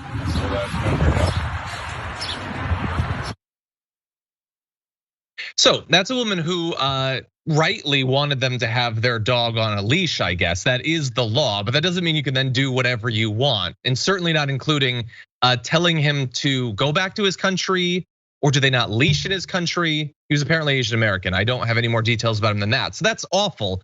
But then to try to get the dog killed in the street, trying multiple times desperately to try to get it to go into the road so it would be hit by a car, that's a level more violent than we generally get in these sorts of videos. And obviously the dog stuff makes it personal for me, but she was awful in several different ways. Also, you should know, she's been in other videos that have gone viral trying to stop skateboarders from being able to openly skateboard and stuff. So this is like, if a Karen is a busybody, that's a sort of inherent part of it. She is working overtime in that area, Brett. Yeah, it's a tiny dog, a little fluff pot dog. And there's the difference between like, oh, your dog should be on a leash because it's something terrible is gonna happen, and then trying to make something terrible happen. That's insanity. Yeah. And there's two other videos of her. I think indisputable, they're gonna cover them on Monday, where she's in a park and she's got like another thing where someone's speaking in perfectly clear English to her, and she's like, I don't understand you because you're Asian. Yeah, and by the way, her stuff about like editing it out, it didn't make any sense. I don't know what you're actually saying. But anyway, obvious garbage person for me. But you've also chosen one. So the community garbage person of the week. Thank you to everybody who voted. Coming in at number 5 this week with 7% of the vote is Representative Fallon for trading Boeing stock while on the Arms Committee. We did an interview with Dave Leventhal about that. I love that made it onto the list. That's awesome. Number 4 this week with 8% of the vote, Tomi Lahren for calling flight attendants Nazis of the air. Ugh. Number 3 with 13% of the vote, Rudy Giuliani supporters for asking for $5 million to fund Rudy, that terrible crowdfunding effort. Number 2 with 20% of the vote, Candace Owens for using her platform to promote anti-vax rhetoric. It's terrible, but nobody can come close at 52% of the vote to our community garbage person of the week, Jesse Waters, for saying stolen native land was won by the US. And that's kind of a charitable interpretation. It was far more violent and savage than that. So thank you to everybody who voted. Thank you to everybody for supporting the Dragon Squad throughout this year on our anniversary. Thank you, Brett, for returning. Love that you're here with whatever. You would love this. Sorry, we ordered something from Omaha Steaks. This is an apple tart, something that was frozen recently and now warm. Happy birthday to everyone! I'm going to need your help. Entire Dragon Squad, please get close to your screen, and on the count of 3, blow it out with me. 1, 2, 3. Good. It worked. It did. I tried to ventriloquist that. Thank you all so much. Yeah, you guys need to work on your internet speed. Happy birthday, Dragon Squad. Thank you, everybody. Indisputable is coming up, so stick around and I'll see you on the power panel. But for now, stay safe out there, stay sane out there, and I'll see you soon.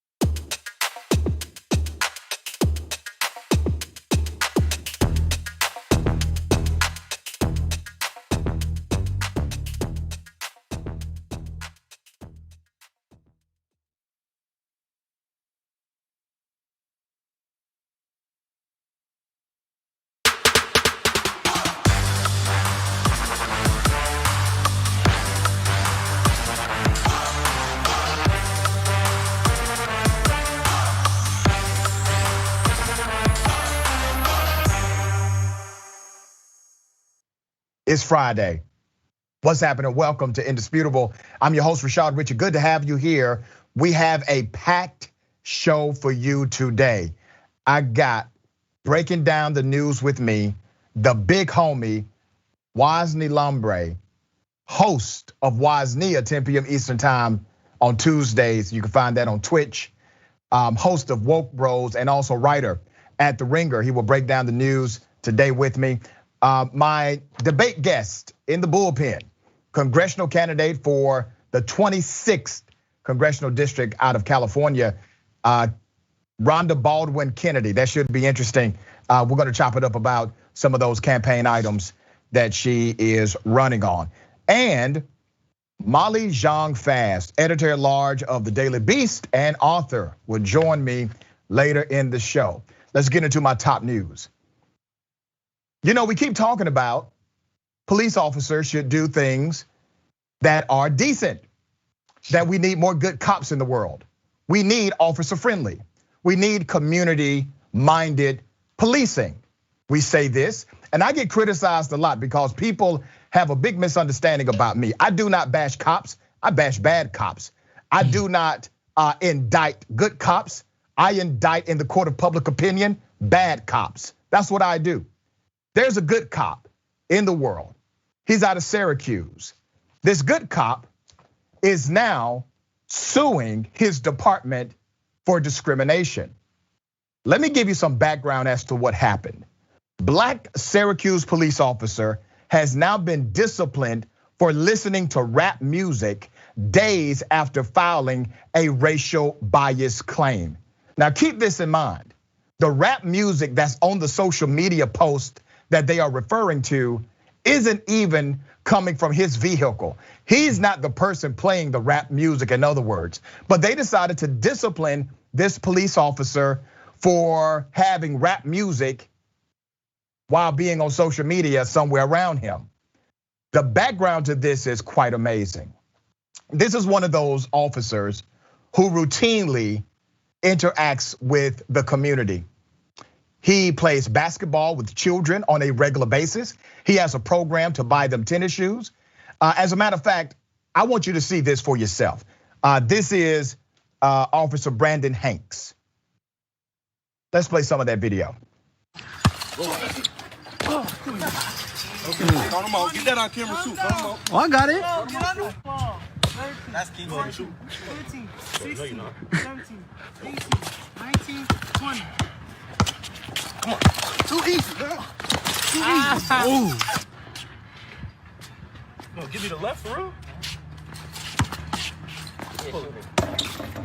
Oh, do not want to go in. Make sure you keep going.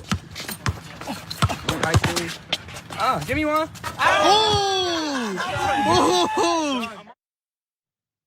The man got skills, son. He got skills. So here's what he does. He doesn't do this as a one-off. He does this on a regular basis. And if one of them can actually beat him in a game of basketball, he literally purchased shoes for them. But he is well known in that local community as being the liaison, the bridge between the community and law enforcement. Now here's what happened. He was up for a promotion. He's up for a promotion and his captain denies him of the promotion. And then his captain puts in writing, the reason we're denying him for this promotion is because he is gang affiliated, is a narcotics trafficker, and listens to rap music. I kid you not, ladies and gentlemen, this was put in writing by his captain to deny him of his promotion. Now just think about this. You have a captain of a police division saying that you deal drugs, that you are gang affiliated. Now they're not trying to indict you, they're not investigating you, they're not trying to arrest you. He just put it on the report, put it in writing in order to stop you from advancing. You see, this police officer represents the new face of what police officers should be. And I'm sure he is going against the grain, not just in the community, but also inside, based on the commentary that we see around this police officer. Let's bring up another one of those pictures. The police officer tying the shoe of the young man. Remarkable picture. Now see, he didn't do that for a photo op because according to the narrative, he does this all the time. This is just who he is. A high profile black police officer who filed a Syracuse racial discrimination claim last month, was reprimanded days later for posting a video that included him listening to rap music. The reprimand came 6 days after Syracuse.com did a story about this legal action against the police department. Now, Officer Brandon Hanks, a hometown cop once seen as a bridge between the department and the black community, is accusing the city of retaliation too. So they get him first on stopping him from advancing, stopping him from receiving a promotion, putting something so egregious in writing that if true, he should be arrested. And then days after, he says, this is discrimination. And big ups to him for even saying it. Big ups to him for not going along with the good old boy system. He files the claim. 6 days after that, what do? They go on his social media account, and because some damn rap music is playing in the background, they give him a reprimand. Remember, in the initial complaint about why he should not receive the promotion, part of the complaint was he listens to rap music. How in the hell can listening to rap music stop you from becoming promoted in law enforcement? Big Waz, your thoughts? You know, like we always say, Rashad, the problem is cultural. It's systemic. In a culture like policing in America, they don't like when you stick out. They don't like cops making celebrities of themselves within the community by just being a human being to the people that they police, by making themselves apart from the department that he represents. They're not gonna like that. So when you try to empower yourself, you try to move up within the ranks, they're gonna be like, here's a guy who doesn't fall in line. Not here's a guy who's doing his job as well as he possibly can. It's here's a guy who sticks out from the rest of us, and we have to stamp out dissent at every single turn, even if we go as so far as to accuse one of our own of committing crimes, whether it be drug dealing or being gang affiliated. Now, I will say this one last thing, Doc, and I'll hand it back to you. I come from the era of Jay-Z, Nas, Biggie Smalls, Wu-Tang Clan, et cetera, et cetera. That's what I come from. And there's some rap music these days that you probably should get fired for playing. I'm not gonna lie, I'm not even gonna hold you. But that's the thing, Big Waz. He wasn't the guy playing the rap music. Right. He went on social media, and so rap music happened to be in the background, and so they used that as a reason to reprimand this police officer days, obviously, after he filed the complaint. There are some significant actions that I think we should highlight and pay attention to. One, obviously, is the way he engages with the community. That is significant and that is worth noting. But two, is the fact that he's willing to not stand by and allow this to happen without making a proclamation public. I know many police officers who have said to me off record, hey, it's discrimination inside of the police agencies. We face discrimination too. And I've heard police officers say to me, well, Rashad, we face discrimination at work, and then because we're cops, we face discrimination in our own community. Well, this police officer said, okay, here's what I'm going to do with this discrimination. I'm not playing the game with these officers. I'm going to make a public claim showing exactly what they have done. So I think those actions are significant, and they are required for good cops to stand up for themselves. Yeah, what he's doing is quite brave, honestly, Rashad, because generally what they'll do when you're not falling in line is they lobby threats. They say at some point out on the line of duty, you're gonna need somebody to quote unquote have your back. You never know one day when this brother's out there trying to handle something and he needs backup, where all of a sudden they got held up for something, or people are 2 minutes late or 3 minutes late when they could have been there right on time. What he's doing is quite brave, because let's face it, man, the cops make the official story of whatever it is that happens out on the street. And if something were to happen to him out in the line of duty, God forbid, they could easily just be like, look, there was an ice cream truck, there was this, we couldn't get there. Like, so he's doing something that's quite brave, publicly going against the guys that he works with. But you gotta respect it, because he's standing on something that's righteous. Quite fascinating. Now I'm going to provide contrast, Waz. There's another police officer. This police officer has been convicted of murdering a suicidal man. Convicted of murdering a suicidal man.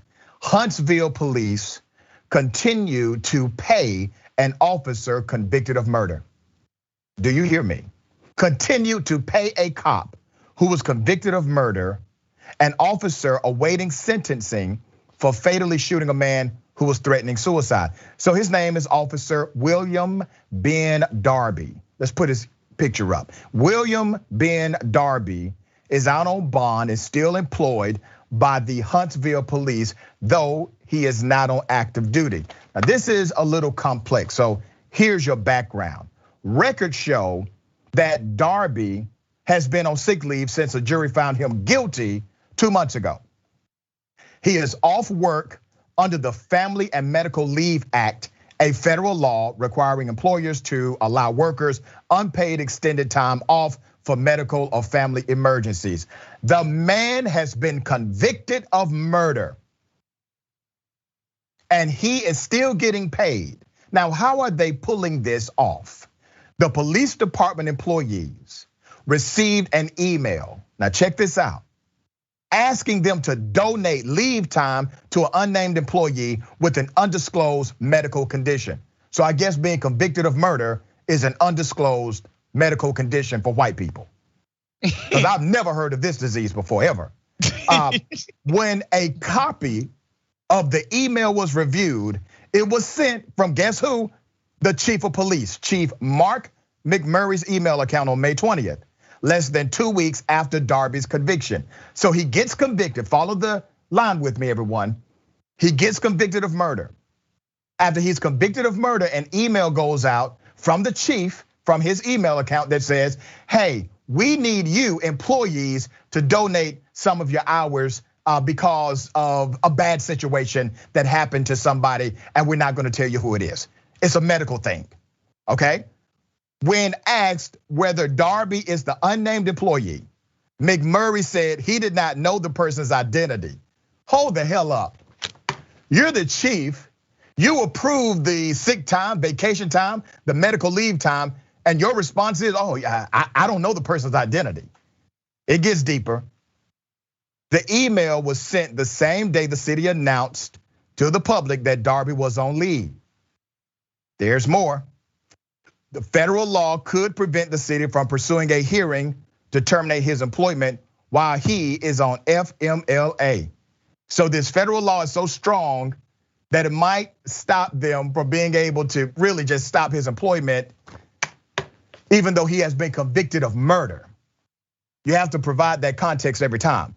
On May 7th, a Madison County jury found Darby guilty of murder for shooting and killing Jeff Parker 3 years ago. The shooting happened when Parker called police and reported that he was armed and suicidal.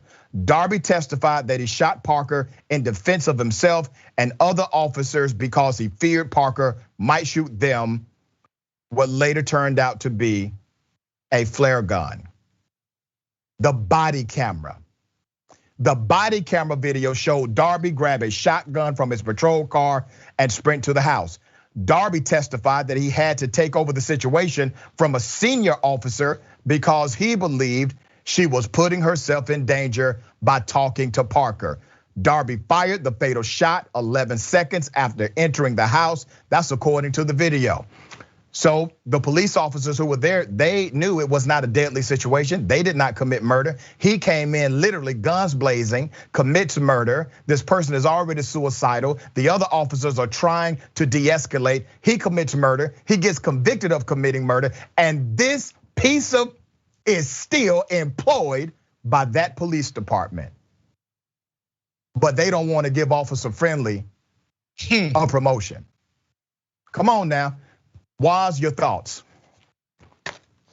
It's not a lot to add to that. That's plain as day. It tells you what type of culture we have in the policing system here in America. And I think, I think there are gonna be people who will watch your segment and say, well, hold on, Dr. Rishi, one happened in Syracuse, New York. Another happened in Huntsville, Alabama. These are two completely different police department situations, et cetera, et cetera. And I would say to them, that's not true.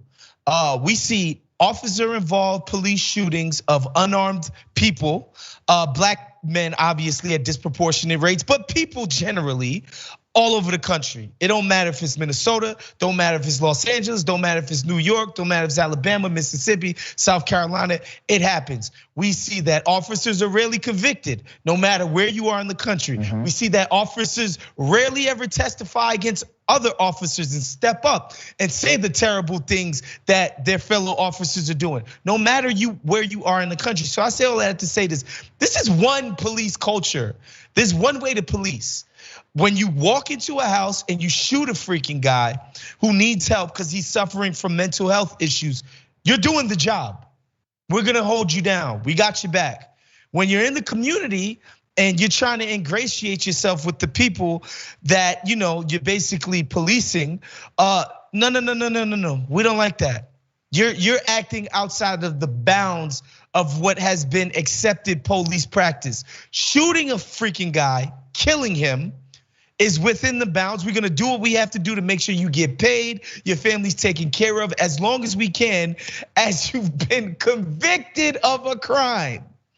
But being a nice cop, that's out of line. That's out of line, Doc. Can't do that. We can't have it. It is fascinating that they're able to get away with this. You literally have a police officer convicted of murder. The justice system actually worked. He was held accountable for the murder that took place. And then you have something happening that is extrajudicial, outside of that judicial chamber, known as his employment. And even though he is employed by the city of Huntsville, he is getting paid through tax dollars. This guy is convicted of murder. Now, you can't even hold a job at a fast food restaurant being convicted of murder.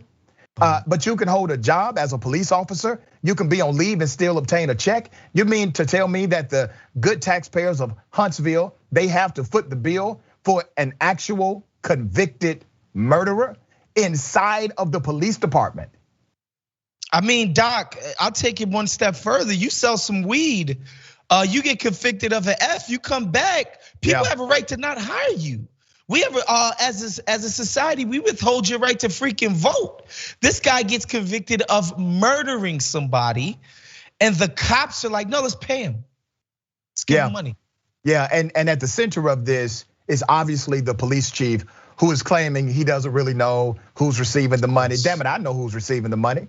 That police officer is receiving the money, who should literally be locked away for a very long time. Justice, even when the wheels of justice turn in the right direction, this is why people get so irritated about stories like this and situations, scenarios like this, because the wheels of justice actually turned the right way. You know how difficult that was? You just named it, Waz. It's damn near impossible to get these convictions of police officers in the United States of America. You actually land a conviction. You don't land a manslaughter conviction. You don't land a negligent homicide conviction. You land a murder conviction. You literally land a murder conviction by a police officer in the line of duty, which is damn near virtually impossible. It doesn't really happen much.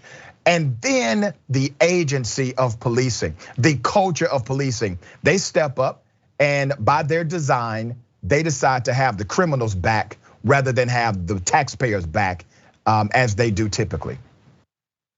Amazing. All right, we got more on the other side. It's indisputable, stick and stay.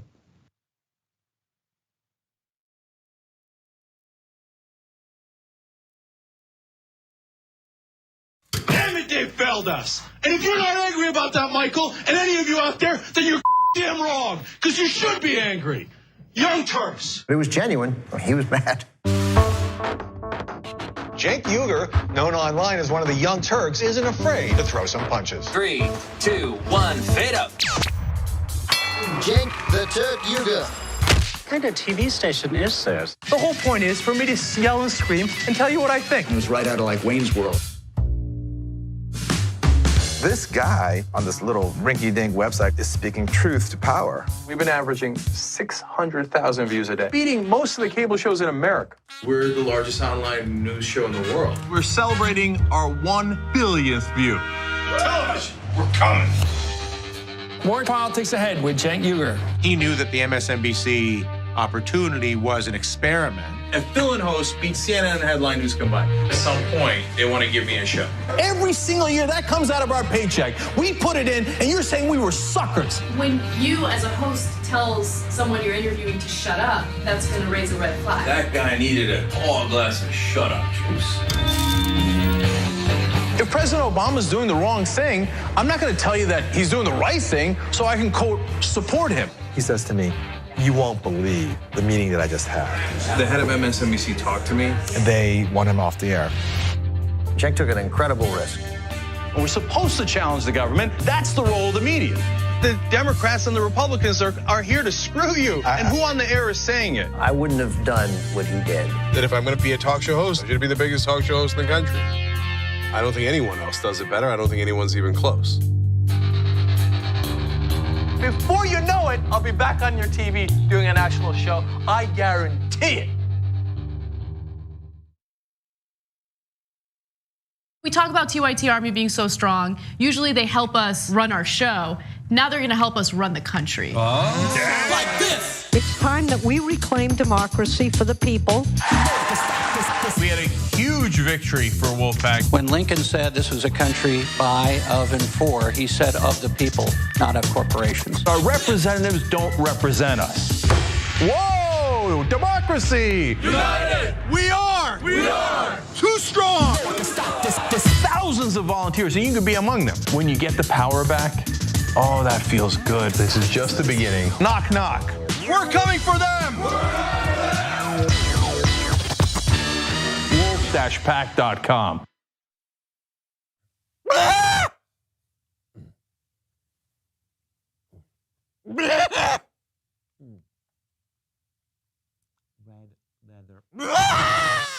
Mayweather will knock out Pacquiao.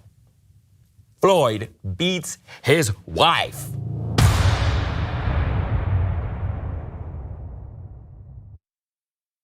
Okay, I get it. You're progressive. You're looking for other progressive voices. Why? Because you want real progress to happen. You're tired of the why, regular stuff. You should be checking out the Young Turks. Why? Because who else is going to have Killer Mike talking about politics and social issues in his new TV show, Trigger Warning? My dad wrote the story of his life. It's called The Original Young Turk. It's a book on shoptyt.com. Part of the story is how I became progressive. Now, he doesn't write about that per se, but in his life story, you see, oh my God, when a community helps one another, when the government also chips in and gives you free education, anything is possible. He went from an incredibly poor olive farmer to living the American dream.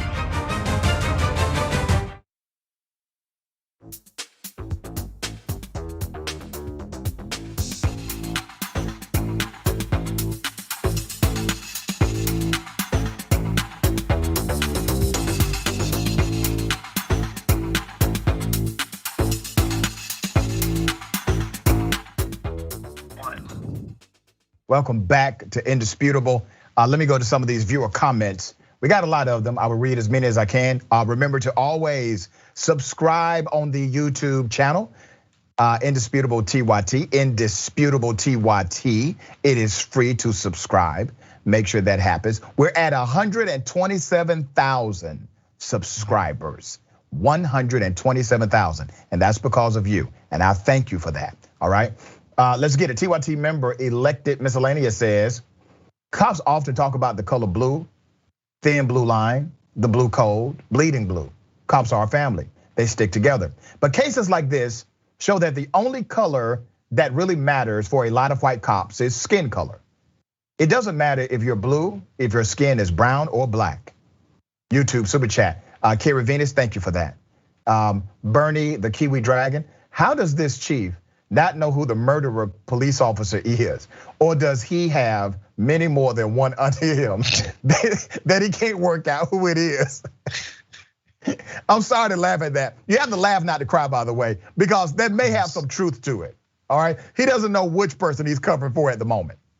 Laughing Hyena says, Atlanta in the house. That's right, ATL, A-Town down. Luann, sounds like the kind of cop we need more of, talking about the good cop. Yeah. Bad cop. Not sure says FMLA strong enough to protect a murderer, but if you work for one of the biggest banks in the world, MetLife would do anything to deny coverage. Exactly. Twitch about the good cop. Pow, nobody now.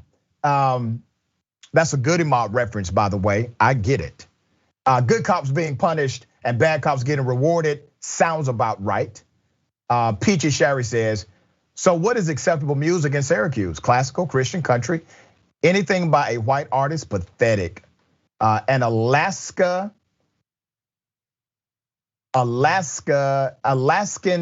now dragging 2021 says, you sure can tie a double Windsor, Dr. Richie.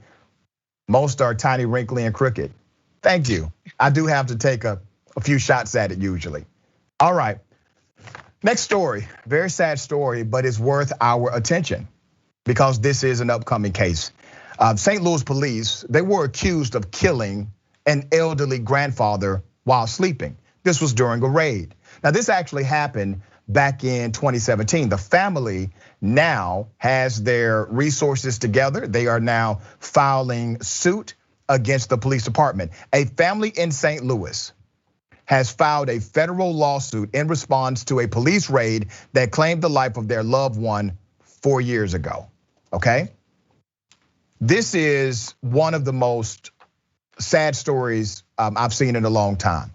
In 2017, officers with the St. Louis Metropolitan Police Department Special Weapons and Tactics team unlawfully stormed into the home of Don Clark Sr. on a falsified no-knock search warrant and killed the 63-year-old Army veteran and grandfather who was suffering from vision and hearing loss, limited mobility, and a range of health issues. In federal court, Mr. Clark's children filed a lawsuit against St. Louis City and 21 named SLMPD officers alleging wrongful death and violations of the 4th and 14th Amendments. Let's get a picture of Mr. Clark Sr. That's him with some members of his family. According to the lawsuit, a SWAT team of more than 17 officers rammed into Clark's home while he was sleeping without prior warning. The officers lobbed a flashbang into his home and then shot at him at least 9 times, according to the lawsuit. A little more background. That night, Mr. Clark's residence was one of 3 homes on the South City block where no-knock warrants would be executed following SLMPD detective Thomas Stroh's use of identical affidavits to apply for the warrants. That's a no-no, by the way, despite the fact that Mr. Clark had never been convicted of a crime. Mr. Clark, he's dead. He was asleep. This never should have happened to him. I want you to see another picture of Mr. Clark in his uniform, Justice for Don Clark Sr. The Arch City Defender, they're leading this lawsuit against the city, against these police officers. I wonder, are we going to hear those who support military veterans come out and support Mr. Don Clark? Are they going to come out and say, this was a tragedy, this man served the nation and he was killed in his sleep by law enforcement. This is a tragedy, this has to stop. We need police reform now. We need to pass the George Floyd Policing and Accountability Act now. We need to get rid of no-knock warrants now. We need to disrupt the corruption in law enforcement now. But what are they saying? Nothing. They're not even talking about Mr. Don Clark Sr. They're not talking about this lawsuit, but we are. Let me go to the picture of him with his, I think, grandchild at Christmas. They killed a good man who already had compromised health. He was asleep. They raided his home. He did nothing illegal. Never at 63 years of age, as a black man in America, had never had issues with law enforcement until he went to sleep that night. We will follow this story. A federal suit has been filed. Waz, what are your thoughts about this case? It's interesting to me because in America, this is kind of the land of, or we claim for it to be the land of accountability, right? People get sued, people get thrown in jail, people get this, people get that for the dumbest things, by the way. We say, well, you need to be held responsible. Well, when a man's life gets taken away for absolutely no reason, as you mentioned with the shenanigans, with the affidavit, with the way, you can't tell me the way you guys carried out that warrant was by the book. So who's paying the price for skirting the rules, not doing their job at every single turn throughout the process that ends in the murder of an innocent man? You know, like, who pays for that? Like, I'm sure, hopefully at the end of this lawsuit, some sort of financial damages and restitution will be paid to the family that this guy got left behind. But yo, this was a human life that was lost here. Who pays for that? You know, that's what comes to my mind, because for certain things we go and we look at, hey man, who hired the dude that issued the warrant? Who was with him? Who could have stopped it? Who could have this? For certain things, we do that level of sort of, scrutiny when there are things that are considered to be huge F-ups. Yeah. But these kinds of things in our society aren't considered to be huge mess ups. It's just the cost of doing business to certain people. And that's the saddest part about this, is that nobody's actually gonna have to pay for this.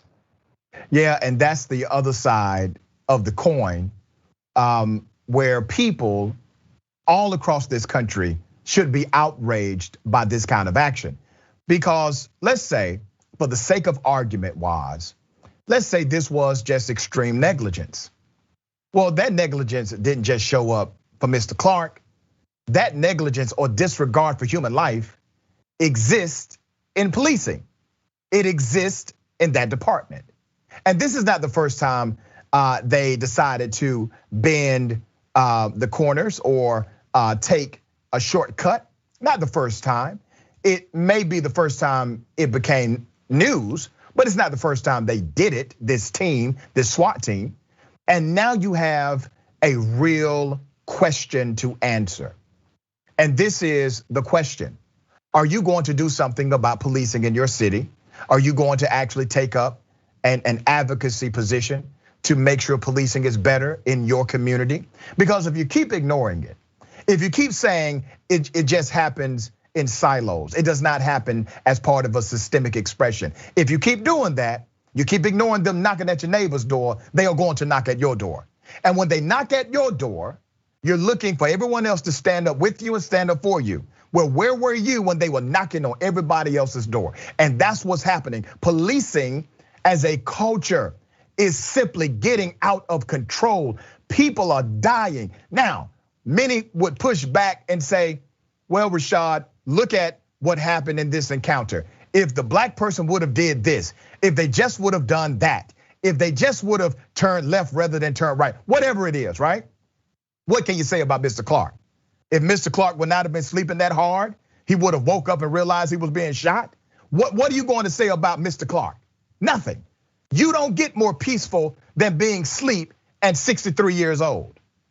This man was killed because of bad and criminally negligent policing. And what happens next? Is there a policy change? Is there a new direction in policing? Or do we continue to politicize the matter and act like it's a Dems versus Republican conversation?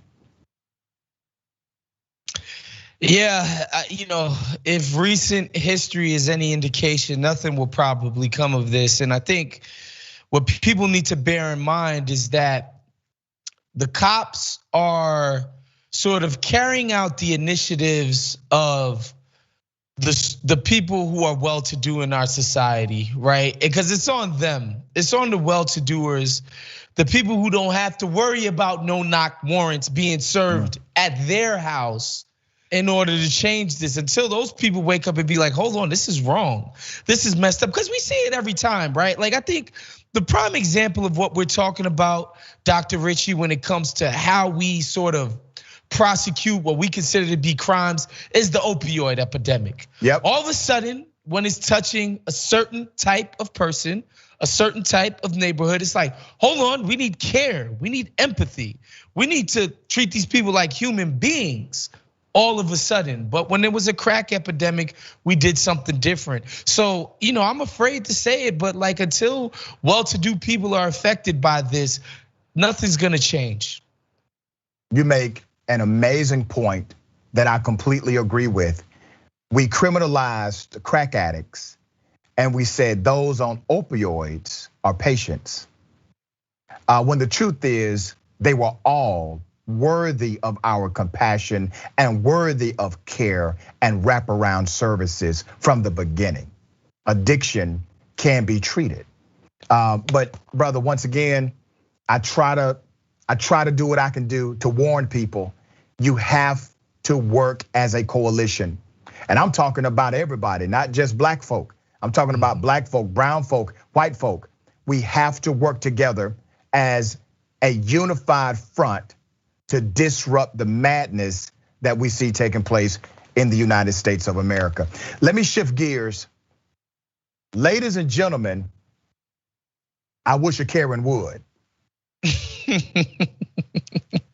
You want to call the police on them for having a barbecue on a Sunday. You're still free! Back off! I'm going to tell them there's an African-American man threatening my life.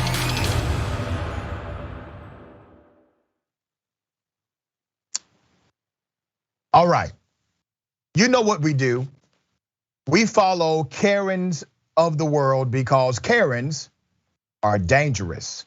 Ladies and gentlemen, let me bring your attention to the latest Karen. This Karen was texting while driving. Well, many states have passed laws that make it illegal to text while drive. And listen, if you're playing that game, sometimes you get caught, sometimes you don't. Well, this Karen got caught. During the traffic stop, recorded on a police body camera and later posted online, a Karen is shown arguing with a police officer after she has been pulled over for texting while driving. Here's some of that video. Just so you know, also walking up to a woman's car, you should have pulled me over. You're lucky I didn't have my pepper spray on me because you scared the ever living out of me as a you woman. Would not, if you weren't going through emails, Sir, you would probably be more observant. I'm not trying to be, I'm telling you, as a woman, I'm actually shaking right now because you scared the ever living out of me. Well, I've made over 7,000 traffic stops, and I've never been pepper sprayed. But I understand that, sir. But I'm telling you, as a woman, you made me feel unsafe. Okay, I'm a public safety official, ma'am. I understand that, but please listen to what I am saying because you're not listening because you're seeing this through the eyes of me trying to get out of a ticket, which I'm not. Oh, you won't get out of it, yeah. Sir, I can assure you of that. As a public employee, I am letting you know, as somebody who is a person who pays your salary. But sir, please. No, I'm no longer going to listen to you. The woman said, "You are lucky I didn't have my mace." Wait a minute. This is an amazing thing that we've just learned here. So Karens can literally threaten a police officer with mace. The officer did not get upset. I mean, he was a police officer. He said, "You're gonna get this ticket still," but he was still very courteous and very respectful. But this is just amazing to me that this particular Karen, after receiving the citation, it's just a citation, she threatens to physically harm the police officer. But let her tell it, she is not threatening, she's a law-abiding individual. But the privilege is staggering, staggering. I've been pulled over a few times. I got a lead foot, I will admit to it. I have never told a cop, I have never told a police officer, bro, you lucky I didn't have my mace on me. I mean, I promise you, I would have received more than a citation that day. Waz, what are your thoughts about this video, man? Couple of things. I do want to say this first and foremost. We gave props to that brother out in Syracuse for being a great cop, doing the job the way it should be done. I want to commend this brother for comporting himself the way he did with this hostile woman. She was hostile. At the same time, you know what this reminded me of? I know you remember this, Dr. Rich. Remember there was that video a few years ago of a pool party out in Houston, I think it was. Oh yeah. Where it was a bunch of young black kids and the dude wrestled the young lady to the ground and was very aggressive with her. What I will say is like, I don't think Karen should have been wrestled to the ground, put in a headlock and have a knee on her back. No, that's not what I'm saying. What I'm saying is just like how you mentioned what we want for crack users and opioid users is humanity and empathy. That's what we would like. This type of policing is what we would like to see for everyone. I would have liked to see that young black girl in Houston be treated with this level of deference and patience in her interactions with the police. This is just a shining example of what policing could look like if we applied it across the board to all of our citizens. Let me provide some more context. If all interactions with police for traffic stops, whatever it may be, if you saw that level of professionalism and that kind of demeanor, there would be no issue. There would be no issue whatsoever. But you don't. What you see is an unequal application of authority. That is what you see. I can easily remember, and hell, some of those incidents are on YouTube, of black folks who are respectful, who are saying, I'm keeping my hands here because I don't want to make sudden movements. And the officer still being aggressive and being extremely, extremely abusive with their language. And it still ultimately ends up in either a scuffle or an arrest because the officer could. This is, and I agree with you, Waz, this situation was a good policing situation. The person broke the law, they got pulled over, they got a citation. You play that, you play around with the text messaging while driving thing, you get a ticket, that's on you. But wow, she literally not only threatened him with mace by saying, you lucky I didn't have my mace. She then talks about, well, you approaching the car, I'm a female. Wait a minute. Wait a minute, the police officer has to approach the car to give you the ticket. I don't understand that. And here's what else you see here. The Karenicity in her does run deep. But see, that stuff don't really work on white cops like it works on other folks. And so he was kind of immune to it, right? So all of that Karenicity was just, he neutralized it. But it is quite fascinating that in that moment, what you saw was a white female willing to at least express a sentiment of violence against a police officer just for getting a traffic ticket. I mean, we've seen that over and over where they come up with the resisting arrest thing where the guy's like, hold on, I'm not doing anything. Why are you arresting me? It's like, well, you mouthed off. Like oftentimes that's enough to get arrested by a cop, saying something that they did not like, period. We've seen that over and over and over again. And so, to watch this cop literally just walk away and say, well, I mean, I've had over 7,000 other interactions with people. He been putting it in. I mean, come on. 7,000 times and you would be the first 1 out of 7,000. I ain't no math expert, Dr. Richie, but that's a pretty low percentage. Yeah.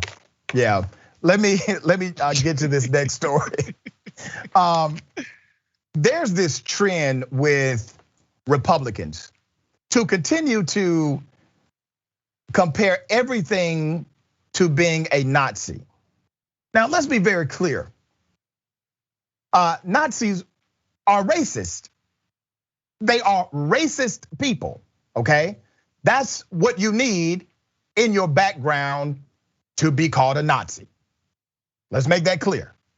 Tommy Lauren is the latest right-winger to embrace Nazi analogies, to criticize restrictions and mitigations for COVID, okay? They're trying to mitigate it. They're trying to say, hey, we need to decrease it. Here are things you need to do. On Thursday on Fox News, the Outnumbered panel, which is a panel they do, a discussion around an airport incident with masks, led to this moment with Tommy accusing flight attendants of acting like Nazis of the air. Here's the video.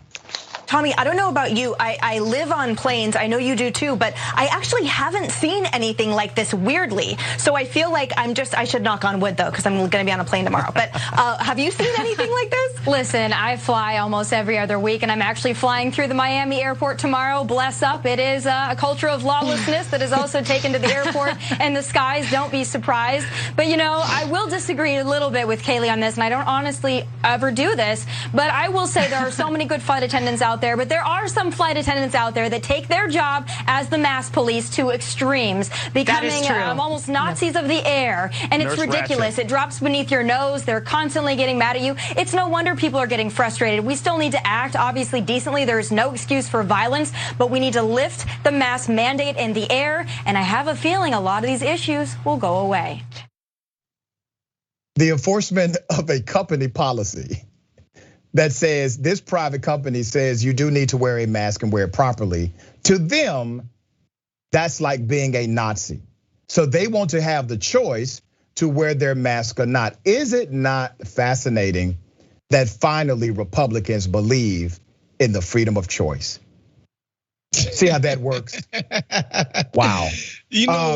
It's funny, Dr. Richie, that I would be careful if I was her.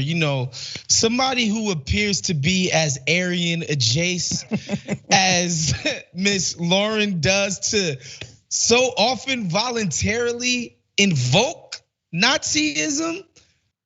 Doth might protest too much, Dr. Rich. I don't know. I'm just saying, if we're going off of appearances, that might be the case. But like you said, let's be clear here about what the Nazis did. It's called ethnic cleansing and genocide that was performed by the Nazis.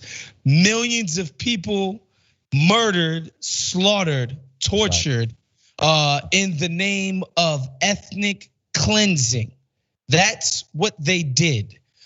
Basically, there is no higher crime on earth than the mass murder of a people for the fact that they are a people. So let's get that out the way. Yeah. And so to compare that to a mask mandate on a plane, I got some homies from the block who never even been on a plane before, much less be like, yo, I'm crying because they're asking me to wear a mask. You get to travel, you get to move around. You in a privileged position to even say that, basically what they're doing to you is comparable to what happened to the Jews in Nazi Germany. Come on now. Yep, it's really insane and very sad and significantly insensitive. My friend, thank you so much, brother, for being on Indisputable. Tell everyone how they can follow you, check out your shows. It's always a privilege to be here, but yes, check me out, BIGWOS, on every single social media platform. Make sure you subscribe to Woke Bros on every single podcast platform. Of course, make sure you're watching Woznia every Tuesday night at 10 p.m. Eastern Standard Time. That's the after hours show now, Dr. Richie, on the Twitch channel. That's right. And yeah, read and listen to everything that I'm doing on The Ringer, man. Go check out The Ringer whenever you guys get a chance, if you have an interest at all in pop culture and sports. Man, we appreciate, always fun to have you on the show, brother. Have a great weekend, my friend. All right, ladies and gentlemen, we got more on the other side. It's Indisputable.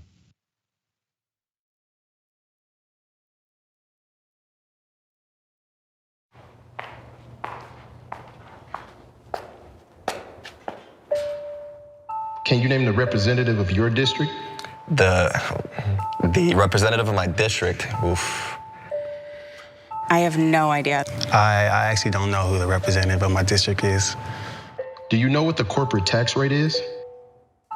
I think it's pretty high. I should know this. Like in between 20, 25%. I don't know. How many amendments are in the US Constitution? Oh no. This brings me back to grade school. I should know this because I was a history major, but I do not remember. I don't know that. I don't know. I don't know. I have no clue. Nope. I don't know the answer to that one. You don't know? I didn't know. It's time to change that. We live in the best country in the world. We live in the most powerful country in the world. We love our American freedom, but only half of us take part in the political process. Only half of us vote. We don't fulfill our duties as US citizens to make this country a better place. It's time that we use our voices as a team, as a country, to become better. We will stand up. We will be empowered. We will stay educated and informed about politics every single day because it's our responsibility. And Politiscope just made it easy for you.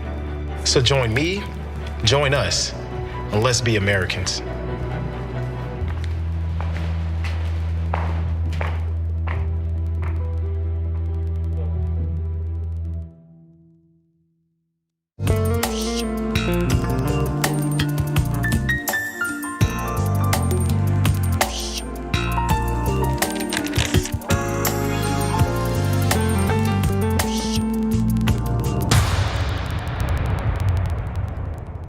How in the world are you going to get the right to vote if you don't already have the right to vote? That's impossible. Reason they tell you things are impossible is because they don't want you to try.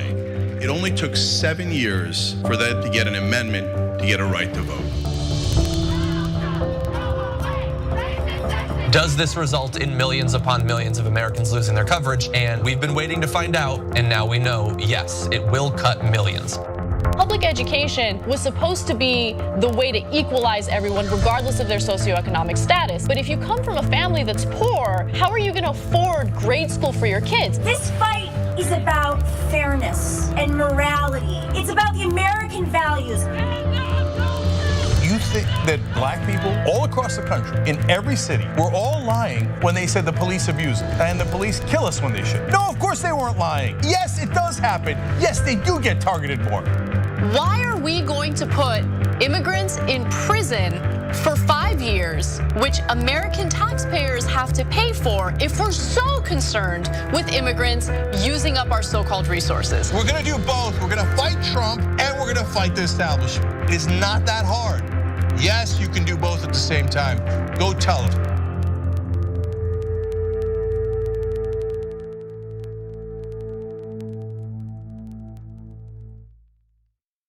ShopTYT.com has new shirts like this one. And you're thinking, Cenk, what is that one? I can't see it other than the black. Yes, so I'll show it to you.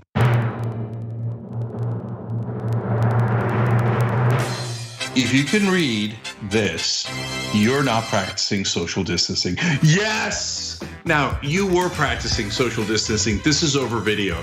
But overall, you get it. ShopTYT.com.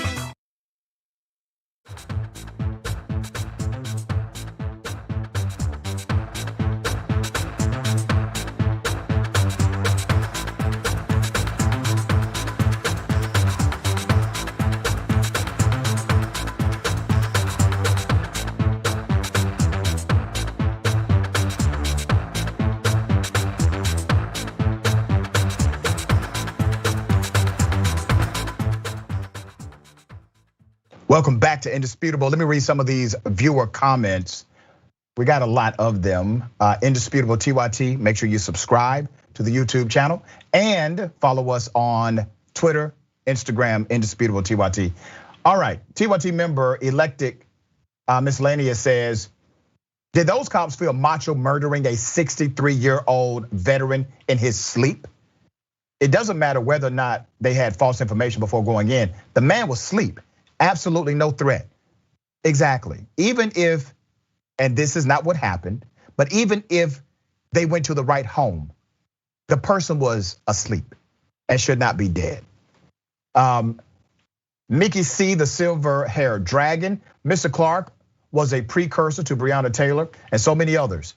Her murderers followed the same steps from the false warrant to the cold-blooded murder. Yes. Super chat, YouTube. Rylan N. Thank you so much for that. Thank you. Tiger Katsuni. Dr. Richie, have you seen the Karen in Fort Worth, Texas that chased black kids on a playground with a knife? She called the cops and the cops put one of the kids in the squad car. Tara Rowling is her name. I did see a story about it, but I did not see the video. I will research that. Thank you. Jeff Watson, really enjoying your show and commentary, Dr. Richey. Keep up the great work and holding folks accountable. We appreciate that. Thank you so much for that. Just one me. Haha, did she really think he wasn't going to walk up to her car? I guess he was supposed to yell out his conversation. She sounded like she was going to cry towards the end. Yeah, agreed. About the Nazi conversation on Fox, Jim Garcia, it's the only comparison that their base can relate to. That's probably correct. That's funny. Peace, love, Dave says, oh my God, she pulled the I pay your salary card. She went there. Snake Anthony 210 Twitch says, I wonder if she gave the court clerk an earful. You know she did. The Karenicity inside just cannot help it. Okay, ladies and gentlemen, I have a great guest on the program today. Molly Jong Fast, editor at large of the Daily Beast and author. We're gonna talk about this anti-birth control movement. You can follow some of the interesting things happening out of Missouri and other places, but it seems as if there's a blurring of the lines now about this. Molly, thank you for being on Indisputable. How are you? Good, thank you for having me. I'm glad you are talking about this issue because it really needs attention. Give some background to the anti-birth control movement happening right now. You know, it's interesting because it's actually been happening since 2010 with Obamacare. There was this slow move to try to make it hard, try to make birth control not covered by Obamacare or by different insurers. And remember, there was the Hobby Lobby. You know, birth control has been a target of the right before, but what's happened now that's been really kind of alarming, and I saw it the last couple of weeks, which is what started me writing about it, was that there's been this sort of like move on birth control the way they've moved on abortion. So you saw Marjorie Taylor Greene saying that the morning after pill, which is a pill that causes you not to ovulate, but instead she was saying, well, that's an abortion pill, which of course it's not, it's a form of birth control. But again, it's like you see this fallow ground for them of trying to come after birth control. And it makes a lot of sense. And what we saw in this state legislature was there was this argument about how IUDs work, right? Were IUDs performing little abortions, which they weren't. But again, it was a way of trying to get at birth control. And what's happened is because Republicans now, because of these 3 Supreme Court justices who are Trump justices, we now have this very conservative Supreme Court. So Republicans know that they can do a lot of stuff they never could before. And they can kick up an abortion ruling and have these people either overturn Roe, which is a possibility, or kick it back to the states with this Casey Pennsylvania ruling, which I think is more likely. Yeah, I actually do think that's more likely as well. I think this is going to end up becoming a state issue, which is going to be a disaster. You have no uniformity in the policy.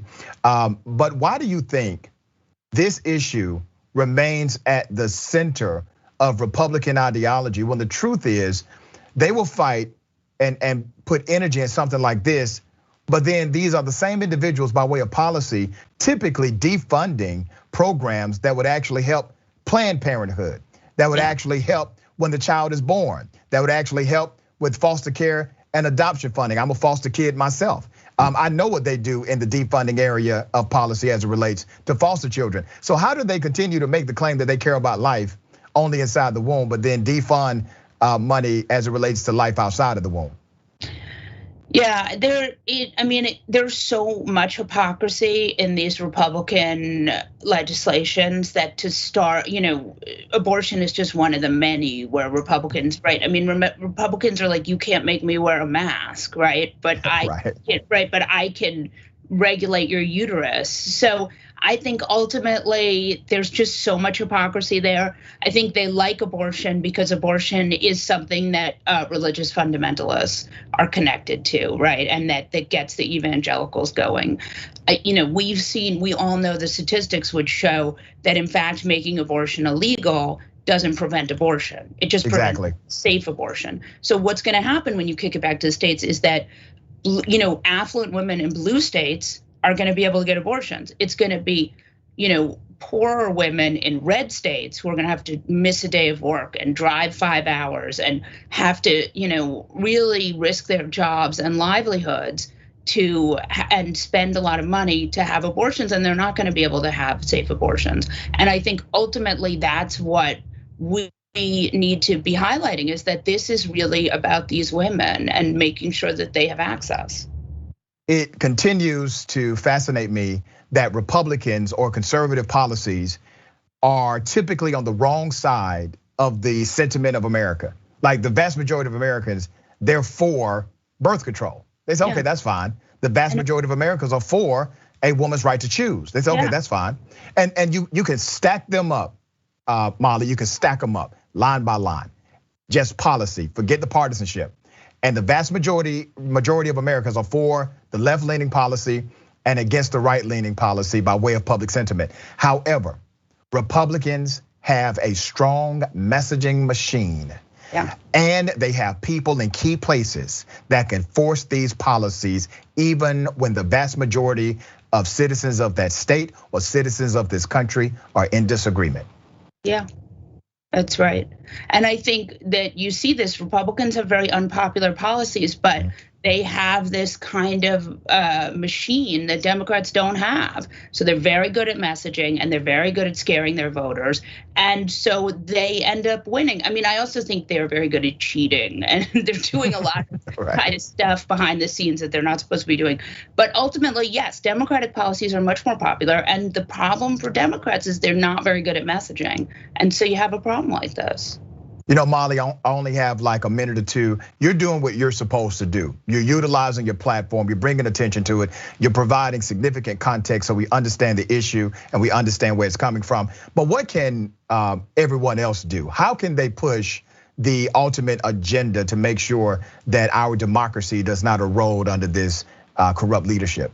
Well, that's a really good question. And I would say when it comes to Planned Parenthood, there's real opportunities for volunteering, right? There's opportunities to volunteer to drive people to work there, to help them. I mean, Planned Parenthood is one of the larger women's health clinics in America, and they help a lot of women from different socioeconomic backgrounds, and they do a lot besides abortion, but they do birth control and they do pap smears and they do a lot of women's health stuff. So if it were me, especially in a red state, where you could help with, being a driver for women. I mean, there's all sorts of really tangible ways to help with Planned Parenthood, and they're just a really great organization. So that would be my first step. But also, again, what Republicans are doing, right? What QAnon people are doing is they're running for the school board. So the best thing that Democrats can do is run for that school board too, right? Because we need sane people on the school boards and in these lower elected jobs. Absolutely, very well said. Molly, thank you for your fight. You can come back to Indisputable anytime. We appreciate the work you do. All right, we got more. The bullpen is up next.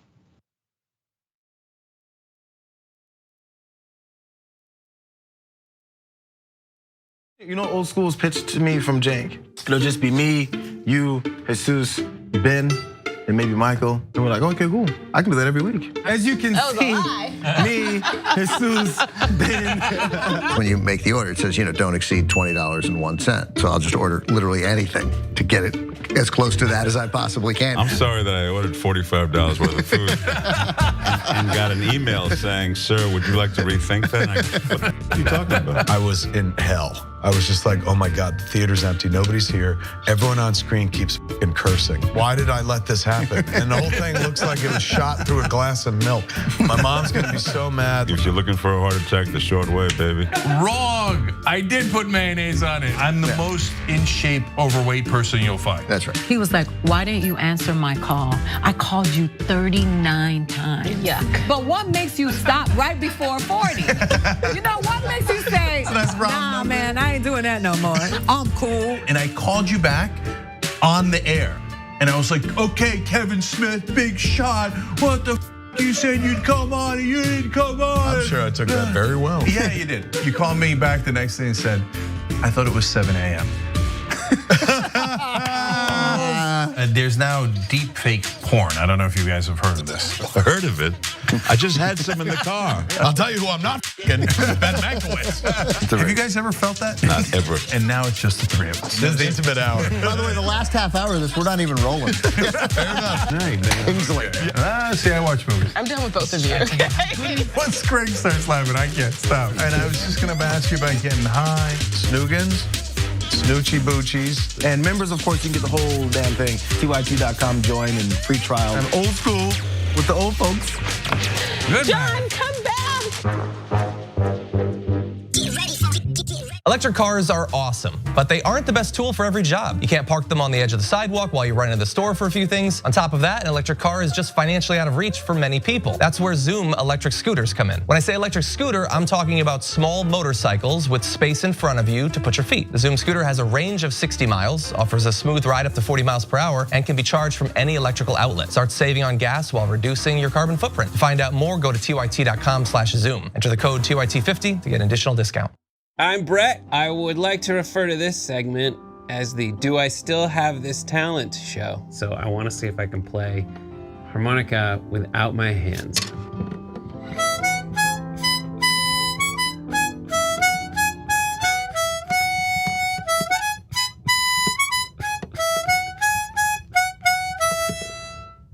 I don't know why I have that. Nothing's gonna be more impressive than that.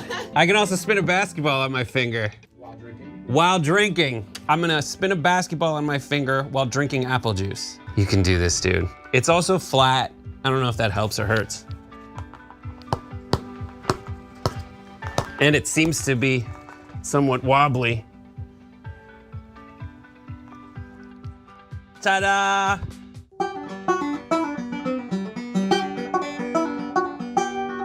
Nope, I don't know how to do this one. This one's a fail.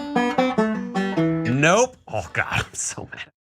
Our community faces a never-before-seen public health and economic crisis. Businesses are calling Levin Papantonio with their legal questions regarding COVID-19.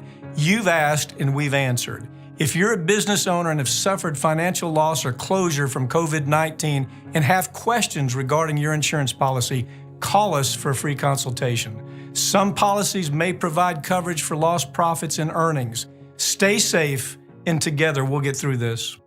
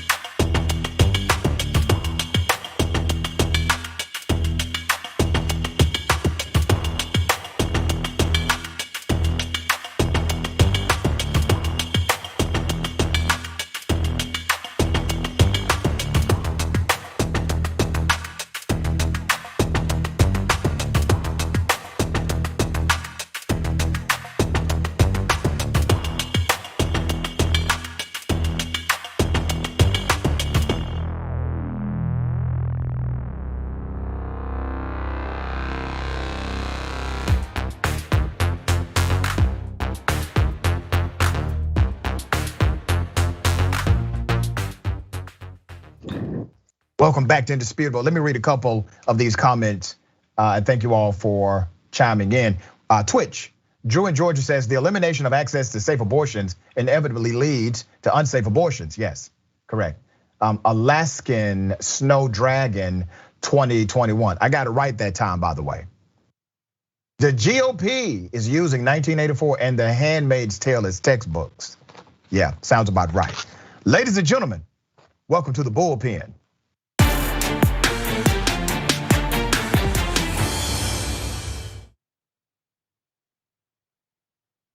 In the bullpen today, I have congressional Republican candidate Rhonda Baldwin Kennedy, who's running for California's 26th congressional district. We're gonna chop it up about a few things. Law enforcement, maybe some stuff about guns. Let's get it. Good day, Rhonda Baldwin Kennedy, how are you? I'm well, thank you. Thank you for having me, it's a pleasure. Thank you for being on the show. So let's get into law enforcement first. I do not want to presume what you believe about law enforcement or what is needed inside of law enforcement. What's your take on policing in America today? Well, as a criminal defense attorney, I see it from all sides. And I think training is the key. Do we have some problems inside some police departments? Yes, we do. But we also have very good officers who do their jobs and do their jobs well. And we shouldn't lump all the officers together, the whole entire police force together for those few bad apples. I actually have a case where an officer was arrested for falsifying a police report and destruction of evidence. And I was commended by other police officers for having that officer arrested and representing that client because that weeds them out. Yeah, thank you for doing that. Unfortunately, we hear a lot of other cases where a police officer commits an act of criminality, and then there is an actual cover-up from that agency. I've highlighted a few of them on my show today. And naturally, that's not the way good policing should operate. I actually agree with you, madam. I agree with you that this is not about all police officers, but it is about bad police officers. But let me put it in another context for you. And this context is a little graphic, but I think you understand what I'm saying. Remember when Catholic priest or the Catholic Church was on the chopping block nationally and internationally because of their abuse to children? Remember that? I do. Now, all Catholic priests did not sexually molest children. We know that. We know that those that did represented a minority of the priests who were in the priesthood inside of the Catholic Church. But here's the issue. If you as a priest are unwilling to step up and say something or do something, then once the culture of your industry is judged, you have brought that judgment on yourself as well, because you did not speak up as a member of that agency and speak out against the insanity and the evil being done by members of your organization, by colleagues that you work with. So here's what you see happening with policing. You have some good police officers, right? You have bad police officers. But if you are a good cop and you say absolutely nothing about the bad police officers who are around you, number one, you're not as good as you think you are. And number two, you are part of why the entire industry of policing will end up being judged, because you have failed to actually aggressively go against the culture of bad policing. Tell me why I'm wrong in that assessment.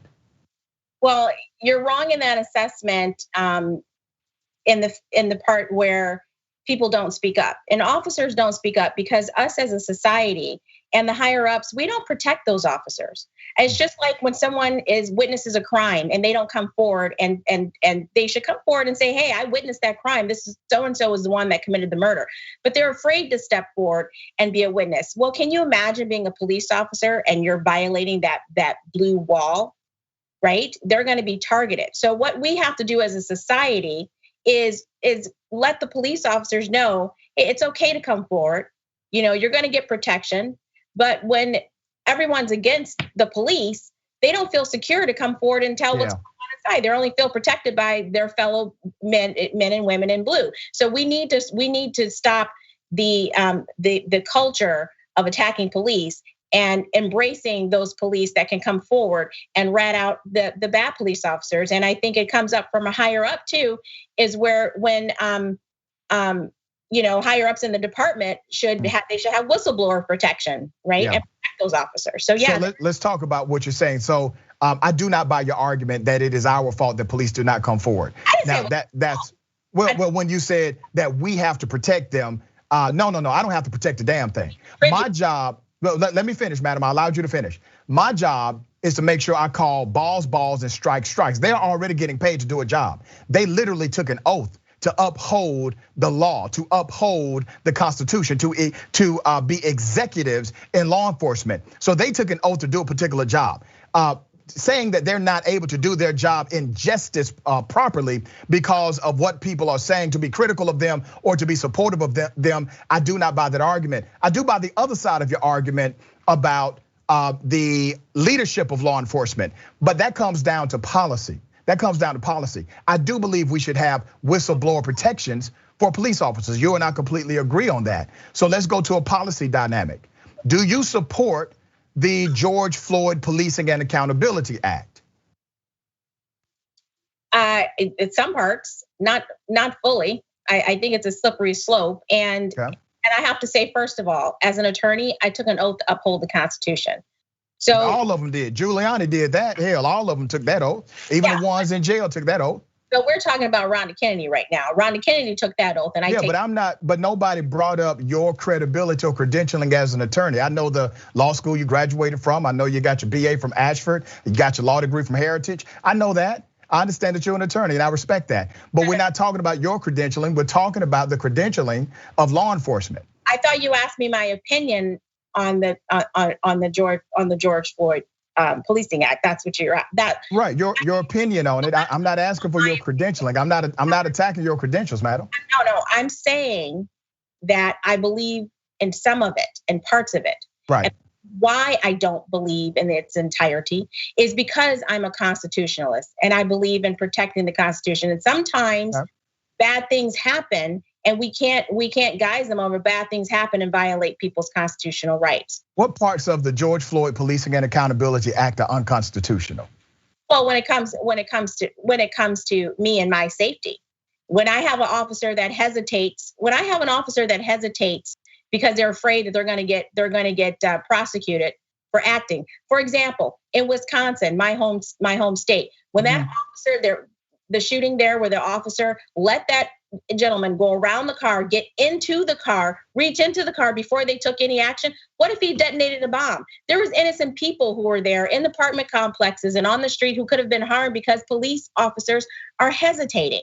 And when hesitation happens, they jeopardize citizens like myself, my children, and any other people that are on the street. It's a hesitation for action because they don't want to get ridiculed, prosecuted, or picketed. So my question to you, madam, was what part of the George Floyd Policing and Accountability Act you find to be unconstitutional? Now, that's what you said. You said you don't agree with all of it because you are a constitutional officer. You took an oath to uphold the Constitution. Which part of the actual policy is adversarial to the actual Constitution? Taking away certain parts of immunity, having to go through certain tests prior to being a police officer. Ma'am, that has nothing to do with the Constitution. It does have to do with the Constitution. It's called due process. Okay, so let's have process. Okay, let's have a due process argument. Qualified immunity is what you're talking about, I assume. Is that what you're referring to? That police officers should be able to retain qualified immunity, and in the George Floyd Policing and Accountability Act, it chips away at that qualified immunity. Is that what you're saying? It chips away at qualified immunity, yes. Okay, here's the thing. Qualified immunity is not constitutional. As a matter of fact, qualified immunity wasn't even really created until roughly 1958, 1960 and beyond. And qualified immunity was there by state government, state legislatures passed this qualified immunity statute, not constitutional element, but just a statute to stop or to create a barrier between white cops who bashed in the heads of young black civil rights leaders and children. And so they said, we don't want them to be personally liable for this particular activity. So there was this qualified immunity created to do so. Now, remember, nobody's arguing that the elimination of qualified immunity is somehow unconstitutional. You've already had it chipped away in the state of Georgia by way of a vote referendum throughout the state. You've had it chipped away and eliminated in New York and some other places. So I don't see how you're saying that getting rid of qualified immunity is somehow unconstitutional, because there's nothing in the Constitution that says, madam, that police officers must have qualified immunity to do their job, which would mean that every cop before the 1960s was literally operating outside of the US Constitution, if that were true. That is true. That is absolutely true. Where is it at in the Constitution that police officers should have qualified immunity? Where is that at in the Constitution? So you do understand that every state law and every law that is made is derived from the Constitution and cannot violate the Constitution. There is immunity in the Constitution. Where? What clause? What amendment? Or you want to call me on the spot? Can I get my Constitution out? Yes, ma'am, you can. I'll give you some time. Okay, I will get my Constitution out. That's why judges, legislators, the president, they all have immunity that's enumerated in the Constitution. But what immunity does a police officer have in the US Constitution from criminal charges? What immunity do they have? Like you said, the state legislators have enacted those laws. That's statutory, madam. You're an attorney. You understand the difference? Can I finish? Yes, ma'am, but I just want to make sure. No, I do understand the difference. Statutory law, okay, is derived from the 10th Amendment in the Constitution. There is no law that is made that is not in compliance or derives from the Constitution. So when states make laws, they're deriving their power from the Constitution in the 10th Amendment. Okay, so let me challenge that first of all. You have failed to establish that getting rid of qualified immunity is in fact unconstitutional by way of constitutional mandate or amendment. The other part is we have passed many laws in the United States of America that were adversarial to the actual US Constitution. So statutorily, you have had laws passed that were contrary to the actual Constitution of the United States. That's why you have a Supreme Court. The Supreme Court has the job of being the chief appellate court in the United States of America in order to overturn statutes that have been done or case law that has been created that is adverse to the actual Constitution. But qualified immunity has not been overturned by the Supreme Court. Well, but qualified immunity is not a Supreme Court issue because it is not a federal issue, madam.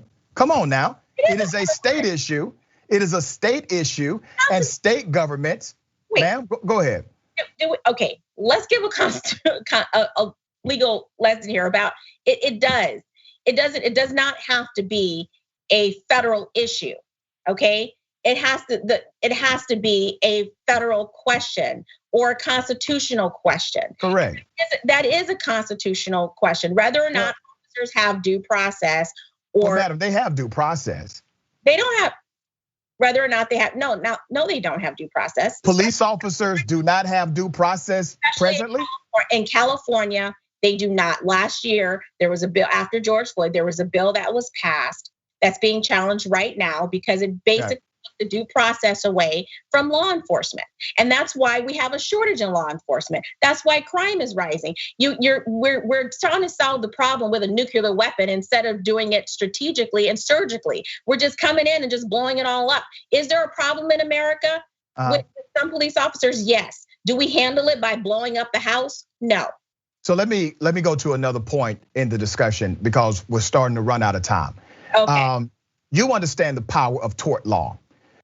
Tort law has been very effective at becoming a de facto regulator in various industries. The reason why surgeons, for example, have to contort to a particular standard is because of tort law and the liability associated with negligence. And because if they act in a way that is negligent, they will in fact be liable for that gross negligent activity, which has created a better version of that industry for all of us to benefit from. So you're telling me that a psychiatrist, a medical doctor, a professor can all be liable under tort law, and those industries can produce a better regulated operation for the regular person, but police officers should not be under the same liability of tort law. Okay. As a prosecutor who prosecutes civil cases against like big manufacturers like Amazon who sells defective products, let me tell you they have tort reform, okay, by California, which made actually it worse for the medical industry because now they have medical malpractice caps on them. So it doesn't make it safer for patients. It actually makes it worse because no attorney will take a malpractice case because the damages are capped. And that policy, it wasn't the Republican side, it was the Democrat side who did tort reform on the state levels, which totally decimated that industry. And yeah, I think they do. I'm suing an officer right now for what they did to my client because that was intentional. That was right, and that was wrong. But see, here's the thing: that officer should have a liability connected to him or her personally as well. When you operate in a way that is grossly negligent within even the context of your duties, I don't think you should have qualified immunity. Let me give an example. Immunity goes bye-bye at that point. You don't. Right, I agree. So on that, madam, we actually agree with. Let me tell you what Georgia did, and I know I'm running out of time. Okay. Georgia put it on the ballot. They said, okay, we're just going to let everybody in the state vote for it. Georgia is still a Republican state, even though we have 2 US senators that are Democrats. It is still a Republican state. Make no mistake about it. Those voters said you got to end qualified immunity. So in the state of Georgia, the law now says each Superior Court judge can set aside qualified immunity case by case, which I think it gets us where we need to go. But madam, it's not unconstitutional. That was my point. It is fair to look at it from a nuanced perspective. Well, to not have any due process, to be acting in your official capacity and doing your job without being negligent, without committing a crime, you should have immunity. You should not be. But I think having it by case basis is reasonable. Yeah. But having it as you're just doing your job and you actually didn't do anything negligent or but that's arguable and always debatable, right? I get the idea of not having mens rea, which is you are actually trying to commit a crime, right? You had the formation of thought to commit a crime. But if you are acting in a way that is grossly negligent, that is criminally negligent, and you had a disregard of human life in the function of your official duties, you should be held criminally, civilly, and personally and professionally responsible. And that's my only argument. That's the current law. You can't if you're grossly negligent. Yeah, ma'am, that is not the current application of the rule. I just stripped away immunity for the Board of Supervisors in San Joaquin County and federal court. It's not absolute.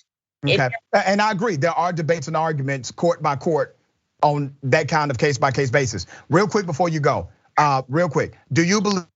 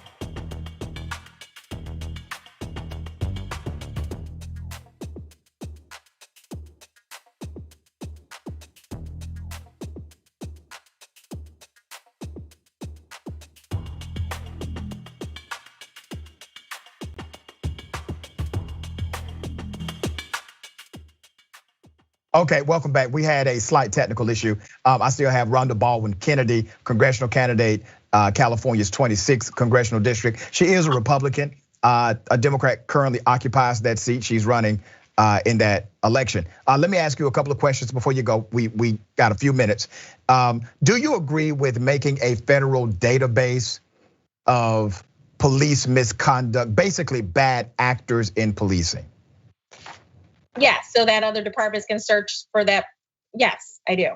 Okay, and being a lawyer, you already know there are a lot of departments that hire police officers and they are unaware of what happened at the last police agency unless that state has a rule for disclosure, or the police officer will will tell on themselves, right? Self-disclose. All right, do you agree that there should be a prohibition to racial, religious profiling by law enforcement agencies? Well, yeah, that's not legal now, but yeah.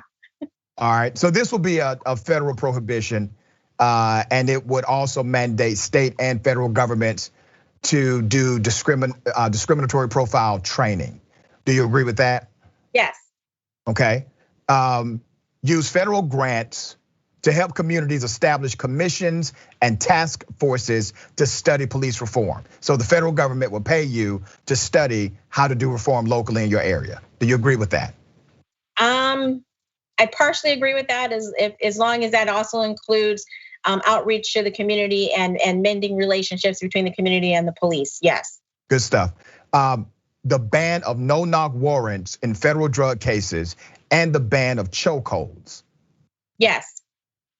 Now, with the exception of the use of federal grants, which you still agree with most of that, and the issue of qualified immunity, which by the way, you actually agree with 50% of it, case by case, you're okay with that. What I have just listed to you is the George Floyd Policing and Accountability Act. So it sounds like to me when we break it up by policy, right, by looking at what's actually in the bill, conservatives like yourself, you all are probably, I would say 80, 85% there on much of this stuff. And that actually bears out in the data. 95% of Americans are for police reform, 58% say it must be dramatic, and even 51% of Republicans believe some level of police reform is necessary. So why can't we get it done? Because it should not be done in legislation. It should be done in the courtrooms. It's just a case by case. That's what I agree. I think it's a case by case basis. If you do that, if you legislate it, you tie the judge's hands, and the person is in front of that judge. And I think it should be up to the judicial branch and not the legislative branch. Well, I think it needs to work hand in glove. I think there needs to be a policy for the judiciary to rule on. But I got it. You got your answer in. I appreciate you. I'm flat out of time. Thank you so much for being in the bullpen on Indisputable. It was lovely. I enjoyed it. Thank you, man. Welcome. All right. Ladies and gentlemen, remember, take care of yourself, take care of each other, and take care of the planet. And remember, the truth is always indisputable.